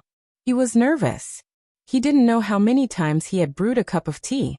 He didn't see a female official slowly walk in until it was tasteless. Yu Dingfeng hurriedly got up and said directly, "I'm here today to supply paper to the Academy." The female official looked at him and smiled. "There are a few new paper shops in the capital. Do you know about them?" Yu Dingfeng's legs went soft and he fell heavily back on the chair. How could this be? How could this be? Chen Qing paced in the hall, occasionally glancing at Chen Chong, who was sitting there drinking tea. He said, "It's only been a few days since that night." In other words, before that, someone had already been plotting against the Yu family? Isn't this normal? Chen Chong looked up at him and asked, "What did the Chui family say?" Chui Qingza flipped the table on the spot. "This is no longer just a matter of not stopping the establishment of the Academy," Chen Qing said irritably. "This time, the Yu family has done their best to bring down the eldest princess, and it is because of this that there will be no more Yu family in the future." Chen Chong shook his head and said, "Yu Dingfeng is too greedy." After the incident with the foreign merchants, the Chui family was greatly weakened. Now that there is no more Yu family, it is like the Chui family has lost an arm. And this arm was deliberately cut off. Someone purposely cut it off. Chen Qing's brows furrowed. He was suddenly shocked and asked, "You mean he has already begun to plot?" "Impossible, impossible. He only has a personal grudge with the king of Shu. He has never been close to any of the princes. Prince Jin is too young, and His Majesty has so many princes who have grown up. It can't be Prince Jin. This doesn't make sense, and it is not in accordance with the law. The only person he is close to is the eldest princess.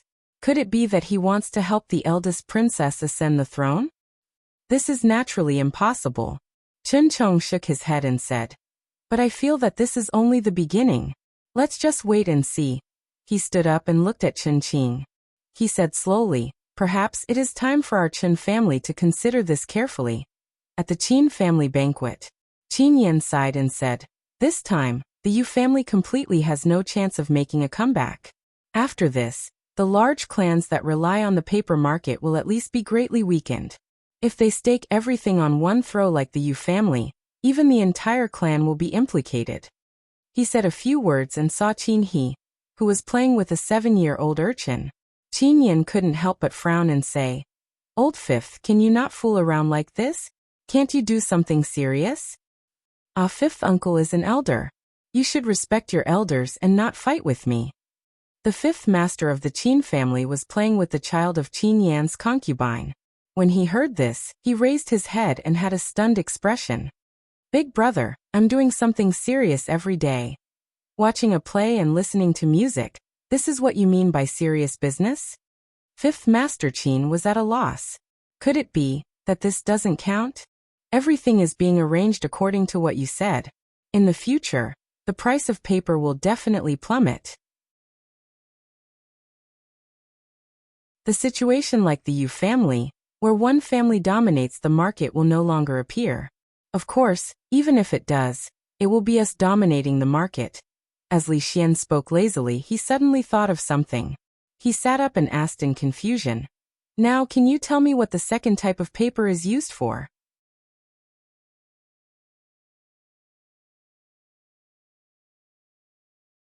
Chapter 8:15. Wipe my butt. This somewhat vulgar, or even vulgar, answer clearly did not satisfy Li Xian. Using paper to do such a thing was no longer just a matter of disgracing the culture. He still felt that this kind of paper had some use that he did not know. Li shook his head. You see, you asked me, and I told you, but you didn't believe me. Forget it, I will know one day. Li Xian gave up asking, curled his lips, and turned to leave. When he stepped out of the door, he stopped and thought for a moment, but a strange expression appeared on his face. Maybe it seems that it really works? In the courtyard, Li opened an envelope and took out a few pieces of paper. This was the news that had just been sent by the nets above, snares below.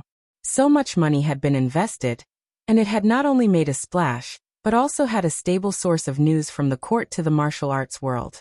Today's news was all about the Yu family. This time, the Yu family had used almost all of their power to drag down the academy. However, they had not expected that once the improved paper was released, the secret recipe that the Yu family treasured as much as their lives would become worthless. From then on, their paper mill business would no longer be able to continue. They could not sell the large amount of paper they had stockpiled. And the additional equipment, manpower, and material resources were almost all wasted. They might even owe a lot of debts. However, if they sold the improved paper at a price lower than the improved paper, it was estimated that they would only lose about 90% of their profits. They could still recover some of the cost, which was enough for the Yu family to survive this difficult winter. The closure of the largest paper mill in the Jing kingdom, the Yu family, proved one thing. Business was risky, and one had to be cautious. No matter how rich a family was, it could go bankrupt overnight.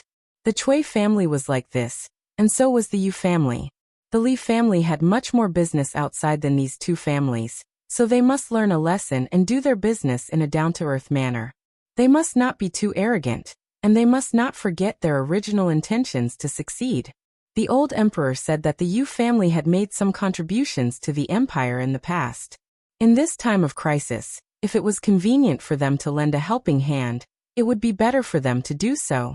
Out of the spirit of humanitarianism, he would have Her Royal Highness send someone to buy the paper that the Yu family couldn't sell at 10% of the price of the improved paper. This way, at least for this winter, they wouldn't have to worry about starving or freezing to death. Brother Cui, save the Yu family. You must save the Yu family this time. In just 2 days, Yu Dingfeng, the head of the Yu family, had a face full of stubble, and his eyes were bloodshot. Cui Qingze had lost count of how many times he had been pestered by Yu Dingfeng in the past 2 days.